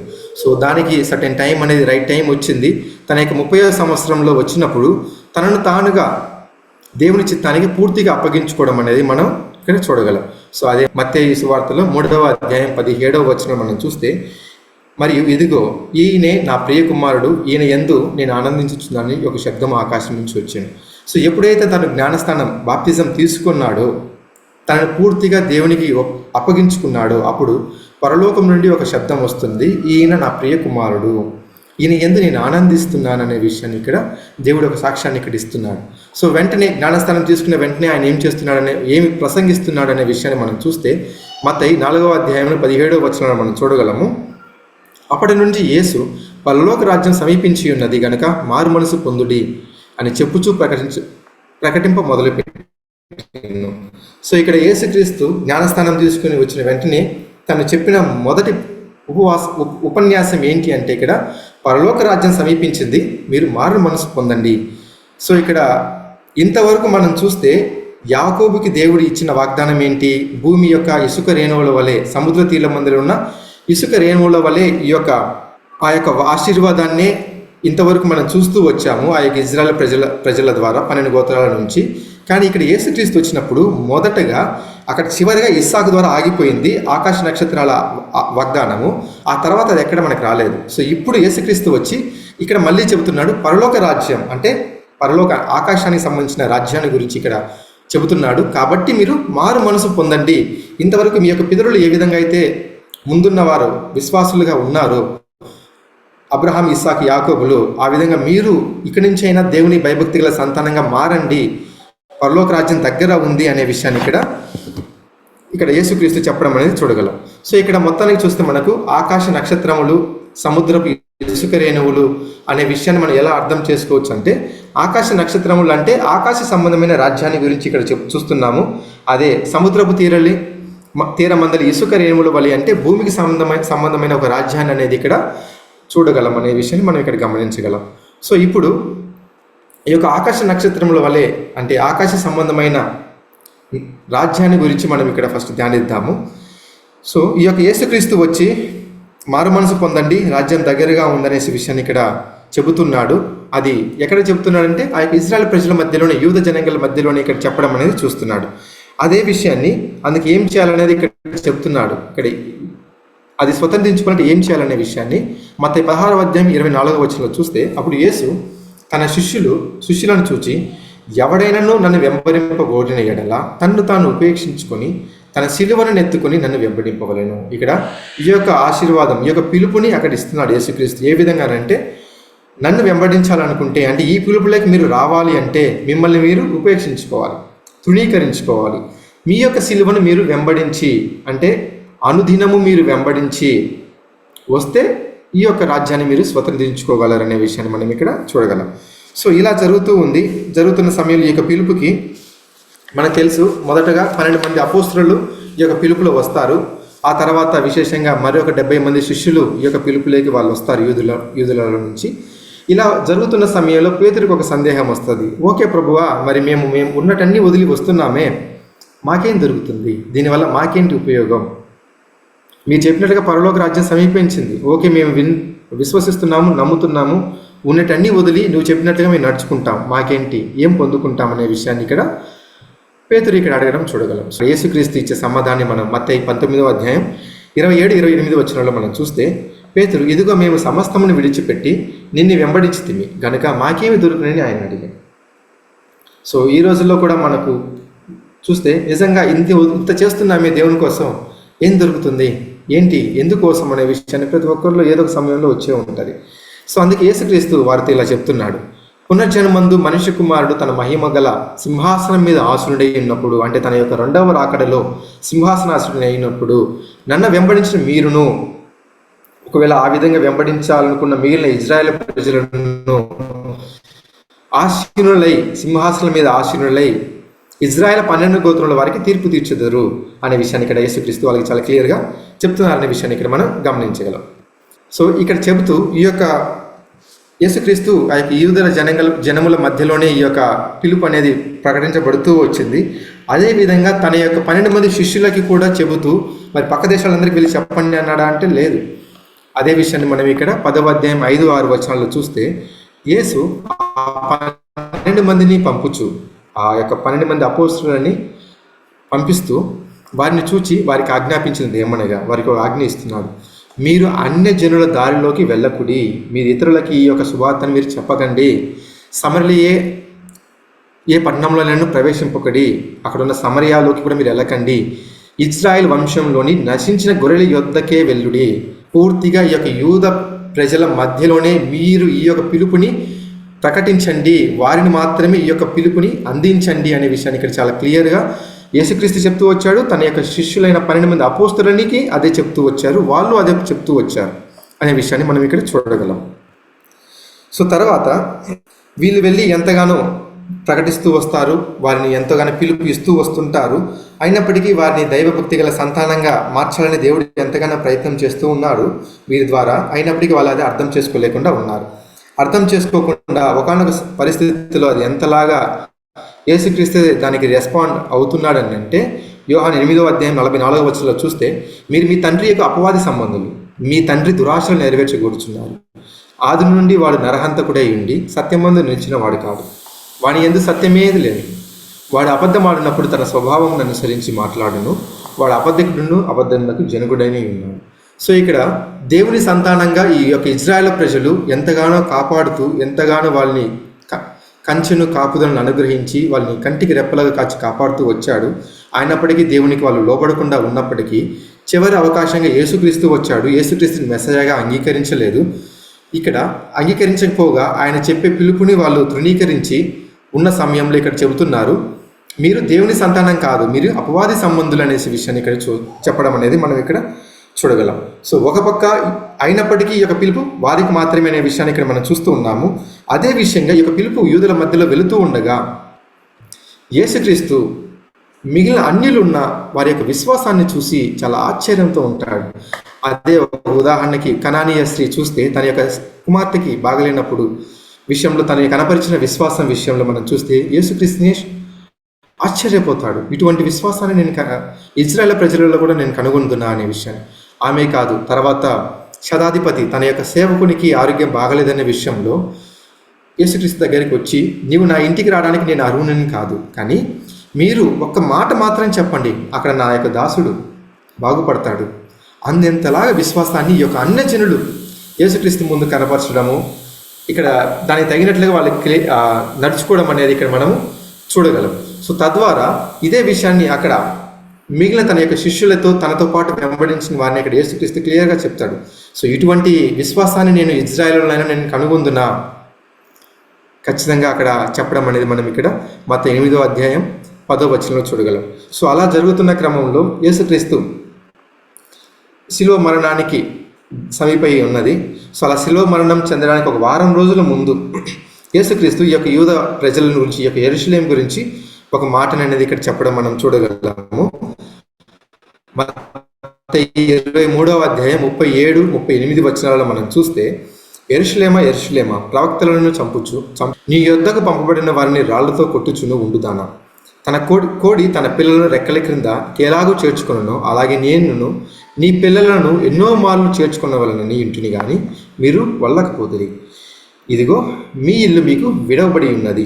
సో ఇక్కడ చాలా క్లియర్గా యేసుక్రీస్తు ఎన్నో అవకాశాలు ఇచ్చినప్పటికీ, చివరి అవకాశంగా ఉన్నప్పటికీ, మెస్సయాగా వచ్చినప్పటికీ వాళ్ళు అంగీకరించట్లేదు, మారు మనసు పొందట్లేదు. ఈ యొక్క శిలువ మరణం పొందడానికి వారం రోజుల ముందు ఇక్కడ క్లియర్గా యేసుక్రీస్తు ఇక్కడ వాళ్ళని చెబుతున్నాడు, నేను తల్లిలాగా కోడి తన పిల్లలని ఏ విధంగా తన రెక్కల కింద ఇక ఇమేజ్లో చూపించినట్లుగా, ఏ విధంగా అయితే కాపాడుతూ కంటికి రెప్పలాగా శత్రువుల నుంచి కాపాడుతూ వస్తుందో, ఆ విధంగా నేను ఎంతగానో మిమ్మల్ని కాపాడుతూ వస్తున్నాను, నేను ఎంతగానో చేర్చుకుంటూ వస్తున్నాను, అయినప్పటికీ మీరు లోపడకుండా ఉన్నారు మీరు. సో కాబట్టి చివరికి మీ యొక్క ఇల్లు మీకు విడవబడును గాక అనే విషయాన్ని చెప్పి, ఆ తర్వాత ఆయన యొక్క శిలువ మరణం అనేది పొందుతాడు వారం రోజుల తర్వాత. సో ఆ తర్వాత మనకు తెలిసిందే, ఈ యొక్క ఇజ్రాయేల్ ప్రజలకి ఇక్కడ ఎన్నో అద్భుతాలు అనేది చేశాడు. అయినప్పటికీ పిలుపు వారిలోనే, కానీ వారు లోపడ్డారా అంటే లోబడలేదు. కానీ అన్యులు పిలుపు వారికి కాదు, కానీ ఎంతో విశ్వాసాన్ని వాళ్ళు కనపరిచారనే విషయాన్ని ఇక్కడ మనం చూసాము. సో చివరికి తర్వాత యేసుక్రీస్తు మరణం తర్వాత ఈ యొక్క ఇజ్రాయేల్ ప్రజలలో కేవలం ఈ యొక్క 12 మంది అపోస్తలులు ఈ యొక్క పిలుపుని ఆ యొక్క ఇజ్రాయేల్ ప్రజలలోనే ప్రకటిస్తూ వస్తూ ఉన్నారు. సో ఇందులో మనకు తెలుసు, ఈ యొక్క అపోస్తలులలో ఒకరైన ఇస్కరియోతు యూద మరణం చెందిన తర్వాత ఆ యొక్క స్థానాన్ని భర్తీ చేయడానికి దేవుని ద్వారానే సాక్షాత్తు ఈ యొక్క అపోస్తలుడైన పౌలు అక్కడ నియమించబడడం అనేది మనం చూస్తాము. సో తద్వారా వీళ్ళందరూ ఈ యొక్క 12 మంది శిష్యులు యూదులకి ఈ యొక్క పిలుపును, ఈ యొక్క ఆకాశ నక్షత్రాల సంతానంలోకి చేరడానికి అవ్వడానికి ఈ యొక్క పిలుపును ప్రకటిస్తూ వస్తూ ఉన్నారు. వస్తున్న సమయంలో ఒకానొక సమయంలో ఈ యొక్క పౌల్ మరియు బర్నబాలు ఒక ముఖ్యమైన వచనాన్ని ఇక్కడ వారి మధ్య ప్రస్తావించడం అనేది మనం చూడగలము. అది అపోస్తలుల కార్యాలు 13వ అధ్యాయం 26వ వచనంలో మనం చూస్తే, సహోదరులారా, అబ్రహాము వంశస్థులారా, దేవునికి భయపడులారా, ఈ రక్షణ వాక్యం మన యొద్దకు పంపబడి ఉన్నది. సో ఇక్కడ తన యొక్క సమాజ మందిరాలలో ఇక్కడ పౌలు బర్నబాలు చెప్తున్నారు, అబ్రహాము సంతానమైన వారసులారా, దేవుని ఆ యొక్క ఆకాశ నక్షత్రానికి సంబంధించిన ఆ వారసత్వాన్ని పొందుకున్న అబ్రహాము వంశస్థులారా అని పిలుస్తూ, దేవునికి భయపడులారా. నిజంగా వాళ్ళు దేవుని భయపడుతున్నారంటే లేదు, కానీ అట్లీస్ట్ ఈ విధంగానైనా వారు భయపడతారేమో, మాట వింటారేమో అన్నట్లుగా అక్కడ అపోస్తలుడు పౌలు ఎక్స్పెక్ట్ చేసి అక్కడ చెప్తాడు. అయినప్పటికీ వాళ్ళు వినరు. సో ఈ యొక్క రక్షణ వాక్యం మన యుద్ధకే పంపబడి ఉన్నది. చాలా క్లియర్గా చెప్తున్నాడు. ఈ యొక్క యూద జనులు అంటే ఈ యొక్క ఇజ్రాయేల్ ప్రజలకు మాత్రమే ఈ యొక్క ఆకాశ నక్షత్రాలకు వెళ్ళడానికి, పరలోక రాజ్యానికి వెళ్ళడానికి మనకు మాత్రమే ఈ యొక్క రక్షణ వార్త అనేది, ఈ యొక్క వాక్యం అనేది మనకు మాత్రమే ఇవ్వబడింది అనే విషయాన్ని ఇక్కడ చాలా క్లియర్గా చెప్పబడుతుంది. సో చెప్పినప్పటికీ వాళ్ళు అది వినట్లేదు. సో ఒకవైపు ఆ సమాజ మందిరంలో ఇలా జరుగుతుండగా ఇది లోపల, సో బయటి వైపున కొంతమంది అన్యజనులు ఎంతగానో ఎదురు చూస్తున్నారు, ఈ యొక్క వాక్యం మాకు దొరకకపోతుందా అనే విషయాన్ని. అదే ఇక్కడ అపోస్తలుల కార్యాలు 13వ అధ్యాయం 42వ వచనంలో చూస్తే, వారి సమాజ మందిరంలో నుండి వెలుచుండగా అపోస్తలులు పౌలు బర్నబాలు వారి సమాజ మందిరంలో వాక్యం చెప్పి వాళ్ళు బయటికి వెలుచుండగా ఈ యొక్క మాటలు మరుసటి విశ్రాంతి దినమున తమతో చెప్పవలనని జనులు వేడుకొనిరి. బయట యూదులు కానీ అన్యజనులు, ఇతర జనులు వారిని వచ్చే విశ్రాంతి దినం అంటే వచ్చే వారము మాకు ఇలాంటి విషయాలు ఏమైనా మాకు చెప్పగలరా అని వాళ్ళని ప్రాధేయపడుతున్నారు, వేడుకుంటున్నారు. వేడుకుంటున్నారనే విషయాన్ని మనం ఇక్కడ చూడగలం. సో వాళ్ళు వేడుకున్నట్లుగానే వాళ్ళ తర్వాత రానే వచ్చే వారం వచ్చింది. వచ్చిన తర్వాత పౌలు బర్నబాలు అక్కడ వీళ్ళకి ఏమైనా చెప్దామనేసి చూస్తున్న సమయంలో ఇక్కడ ఈ యొక్క పిలుపు ఎవరికైతే పిలుపుకు వారసత్వంగా ఉన్న ఇక యూద ప్రజలు వీళ్ళు ఏ విధంగా ఉన్నారంటే ఈ యొక్క పౌలు మీద బర్నబాల మీద ఈ మిగిలిన అన్యజనుల మీద చూస్తే ఇక్కడ మనము ఈ యొక్క అపోస్తుల 13వ అధ్యాయం 45-46 వచనాల్లో చూస్తే యూదులు జనసమూహంలో చూసి మత్సరముతో అసూయతో నిండుకొని దూషించచ్చు పౌలు చెప్పిన వాటికి అడ్డం చెప్పిరి. సో ఇక్కడ పౌలు చెప్పే వాటికి వాళ్ళు అడ్డుపడుతున్నారు. సో ఈ యొక్క పిలుపు మాకు మాత్రమే అని చెప్తున్నారు, కానీ అలానే వాళ్ళు లోబడట్లా. సో ఇక్కడ ఇతరులకు చెబుతూ ఉంటే ఒప్పుకోవట్లా, అసూయతో దూషించచ్చు వాళ్ళకి అడ్డం చెబుతున్నారు అనే విషయాన్ని ఇక్కడ చూడగలం. సో ఆ యొక్క సందర్భంలో వారి యొక్క రెస్పాన్స్ ఎలా ఉందనే విషయం మనం ఇక్కడ చూడగలము. అప్పుడు పౌలును బర్నబాయు ధైర్యంగా ఇట్లనేది, దేవుని వాక్యం మొదట మీకు చెప్పుటే అవశ్యం. సో ఖచ్చితంగా మీకు మాత్రమే చెప్పుట అవశ్యం, అలానే చెబుతూ వస్తూ ఉన్నాం ఇంతవరకు. ఆయనను మీరు దాన్ని త్రోసివేసి, సో ఇంతవరకు చెబుతూ వస్తూ ఉన్నాము, గత వారం కూడా చెప్పాము, అయినప్పటికీ మీరు దాన్ని త్రోసివేశారు. మిమ్మల్ని మీరే నిత్య జీవమునకు అపాత్రులుగా ఎంచుకున్నారు, కాబట్టి మీరే ఈ యొక్క పిలుపుని తృణీకరిస్తున్నారు. మాకు వద్దు, ఈ యొక్క నిత్య జీవం పరలోక రాజ్యానికి సంబంధమైన ఆ యొక్క పిలుపు మాకు వద్దు అని మిమ్మల్ని మీరు కానీ అపాత్రులుగా చేసుకుంటున్నారు. గనుక ఇదిగో మేము అన్యజనుల వద్దకు వెళ్ళుచున్నాము అనే విషయాన్ని చాలా దృఢంగా ఇక అపోస్తులు పౌలు బర్నబాలు ఇక్కడ ఆ యూదులతో చెప్పడం అనేది మనం ఇక్కడ చూడగలం. సో మరి ఆకాశ నక్షత్రాలు అనే విషయము, ఈ యొక్క వాగ్దానము ఇజ్రాయేల్ ప్రజలకు ఇవ్వడానికే మన యొక్క ప్రభు అయిన యేసుక్రీస్తు ఈ యొక్క ఆరంభించాడు, మొదలుపెట్టాడు ఈ యొక్క పిలుపుని. కానీ పౌలు ఇక్కడ చూస్తే వాళ్ళు దాన్ని అంగీకరించట్లేదు, తోసివేస్తున్నారు. కాబట్టి మేము అన్యజనులకి వెళ్తున్నాము అనే విషయాన్ని ఇక్కడ పౌలు చాలా క్లియర్గా చెప్తున్నాడు, చాలా దృఢంగా చెప్తున్నాడు. సో ఇది మనకు చాలా సంతోషమైన విషయమే. ఇజ్రాయెల్ కానీ అబ్రహాము సంతానం కానీ మనము ఈ యొక్క పరలోక ఆశీర్వాదానికి మరి వారసులుగా ఇక్కడ పౌలు చెబుతున్నాడు. కానీ వాస్తవానికి అక్కడ మనకు ఇంతవరకు మనం చూస్తూ వచ్చింది అబ్రహాం సంతానమే. మరి మనము అన్యజనులమైన మనము అంటే అక్కడ ఉన్న ఆ జనులు ఇప్పుడు మనము నిజంగా అబ్రహాం సంతానమా, ఆ యొక్క ఆశీర్వాదాన్ని మనం పొందుకునటానికి అని అంటే ఇది మన ఏ విధమైన మనకు సంబంధం ఉందా అంటే ఖచ్చితంగా ఎట్లాంటి దూర బంధుత్వం కూడా మనకు అబ్రహాంతో కానీ ఆ యొక్క యూద ప్రజలతో కానీ లేదనే విషయాన్ని మనం తెలుసు. సో కానీ ఇక్కడ పౌలు చాలా స్ట్రాంగ్గా చెబుతున్నాడు, ఈ యొక్క ఆకాశ నక్షత్రాల పరలోక రాజ్య పిలుపుని అన్యజనులకి నేను చెబుతాను, మేము చెబుతాం ఇక మీదట అని చెప్తున్నాడు. కానీ ఎప్పుడైనా అపోస్తులు పౌలు దేవుని ద్వారా ఏర్పరచుకోబడిన అపోస్తులు, ఒక సేవకుడు, మరి అతను దేవునికి విరోధమైన చిత్తాన్ని అతను చెబుతాడా అంటే ఖచ్చితంగా చెప్పడు. మరి ఇది ఎలా సాధ్యం అనే విషయాన్ని మనం ఇక్కడ అపోస్తులు రాసిన ఒక పత్రికలో, గలాతీయులకు రాసిన పత్రికలో 3వ అధ్యాయం 8-9 వచనాలు మనం గమనిస్తే, దేవుడు విశ్వాస మూలంగా అన్యజనులను నీతిమంతులుగా తీర్చునని లేఖనము ముందుగా చూచి నీ యందు అన్యజనులందరూ ఆశీర్వదింపబడుదురుగా అని అబ్రహామునకు సువార్తను ముందుగా ప్రకటించాను. చాలా చక్కని మాట ఇక్కడ మనకు దేవుడు చెబుతున్నాడు. అబ్రహాముకి దేవుడు ఆ యొక్క వాగ్దానం చేయడానికి ముందుగానే ఇలా అన్యజనులే తన యొక్క విశ్వాసం ద్వారా ఇలా వస్తారనే విషయాన్ని ఆయన ఎరిగి, ఎందుకంటే మొత్తం ఆయన తెలుసు కాబట్టి ఏం జరగబోతుందనే విషయం తెలిసే ఆ సమయంలోనే అబ్రహాంకి సువార్త ప్రకటించి అన్యజనులందరూ వారి యొక్క విశ్వాసం ద్వారా, విశ్వాసం అంటే ఇక్కడ ఆ సమయంలో అబ్రహాం ఎటువంటి విశ్వాసాన్ని దేవుని ముందు వెలుపరిచారో అటువంటి విశ్వాసాన్నే ఎవరైతే ఈ యొక్క అన్యజనులలో కనపరుస్తారో వారు నీతిమంతులుగా తీర్చబడతారు అనే విషయాన్ని ఇక్కడ మనం చూడగలుగుతున్నాం. సో ఆ విశ్వాసం ద్వారానే వాళ్ళు అన్యజనులందరూ ఆశీర్వదింపబడతారు అనే విషయాన్ని ఇక్కడ మనం చూడగలం. సో కాబట్టి విశ్వాస సంబంధులే విశ్వాసం గల అబ్రహాముతో కూడా ఆశీర్వదింపబడదు. ఇక్కడ చాలా చక్కగా చూడగలము ఈ వచనాన్ని.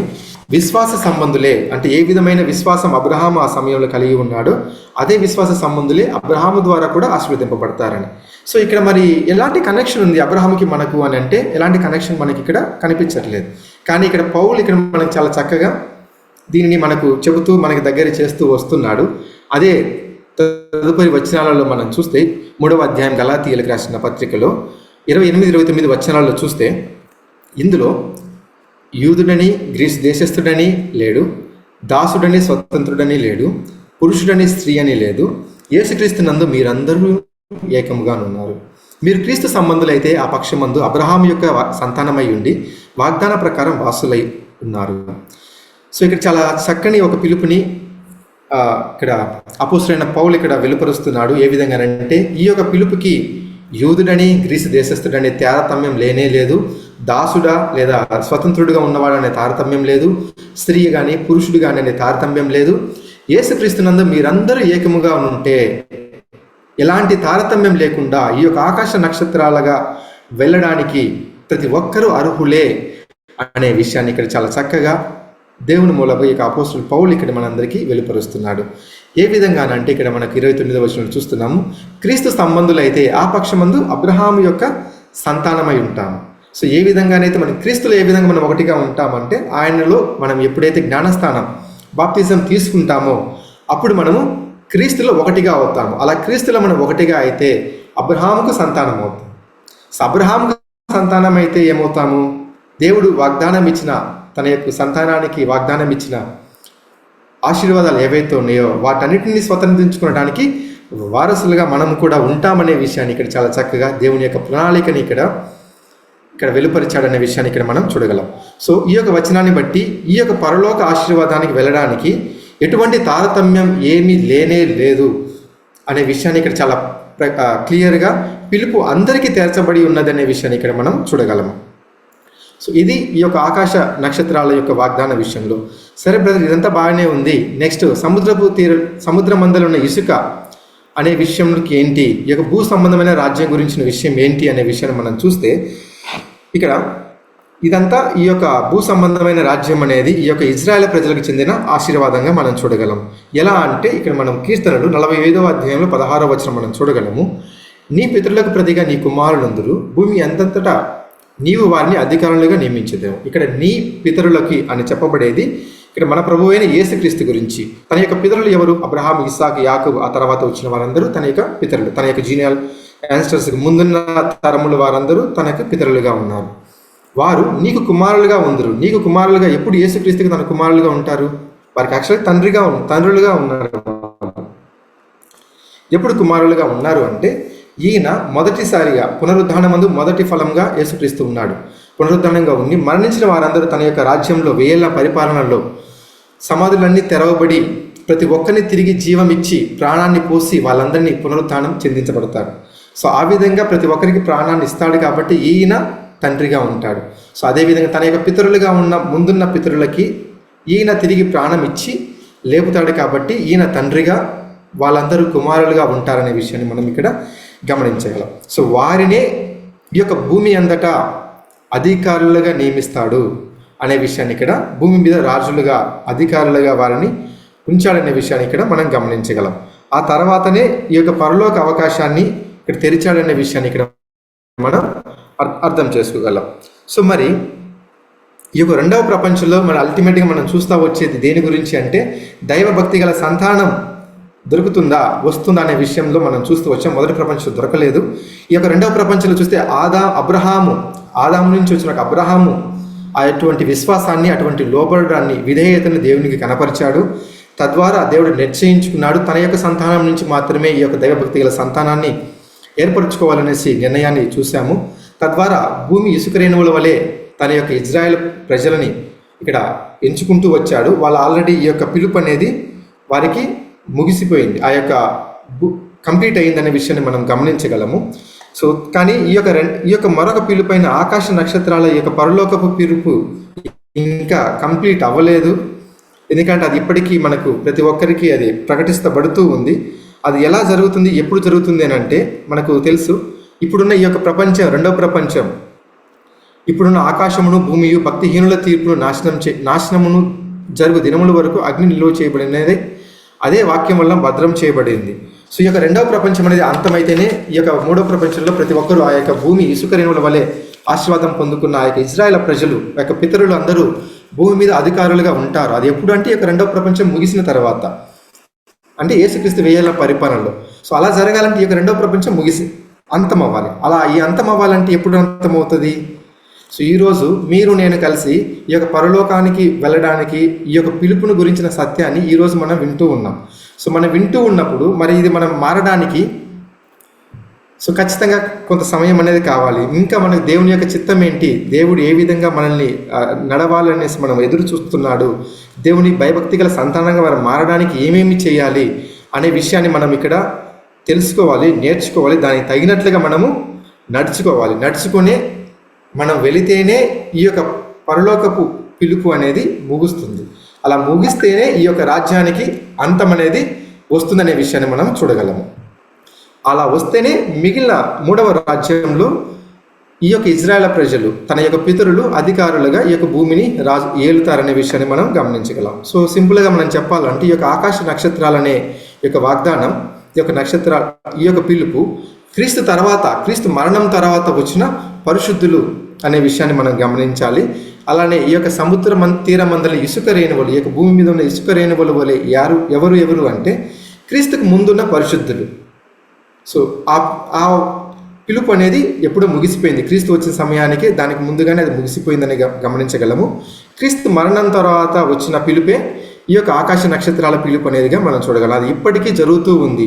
ఈ యొక్క 2వ ప్రపంచంలోనే 2 విషయాలు నెరవేర్చబడాలి. దేవుడిచ్చిన వాగ్దానాలలో ఆకాశ నక్షత్రాల పిలుపు ముగించాలి, అలానే సముద్ర తీరమందలి ఇసుక రేణువులు ముగించాలి. ఇందులో ఒకటి ముగిసిపోయింది. ఈ 2వ విషయం, మొదటి ముఖ్యమైన విషయం ఏంటి, ఆకాశ నక్షత్రాల పిలుపు అనేది ఇంకా ముగించలేదు. అది ఇంకా ఓపెన్లోనే ఉంది. పిలుపు అనేది తెరవబడియే ఉంది. ఎప్పుడైతే ఈ దినం కూర్చున్న మనందరము దేవుని చెప్పినట్లుగా లోబడి పూర్తిగా విశ్వసించి నడుచుకుంటామో అప్పుడు ఈ యొక్క పిలుపు అనేది ముగియబోతుంది. అలా ముగియబోయిన తర్వాత ఈ యొక్క 2వ ప్రపంచంలో 3వ ప్రపంచం అనేది మొదలవుతుంది.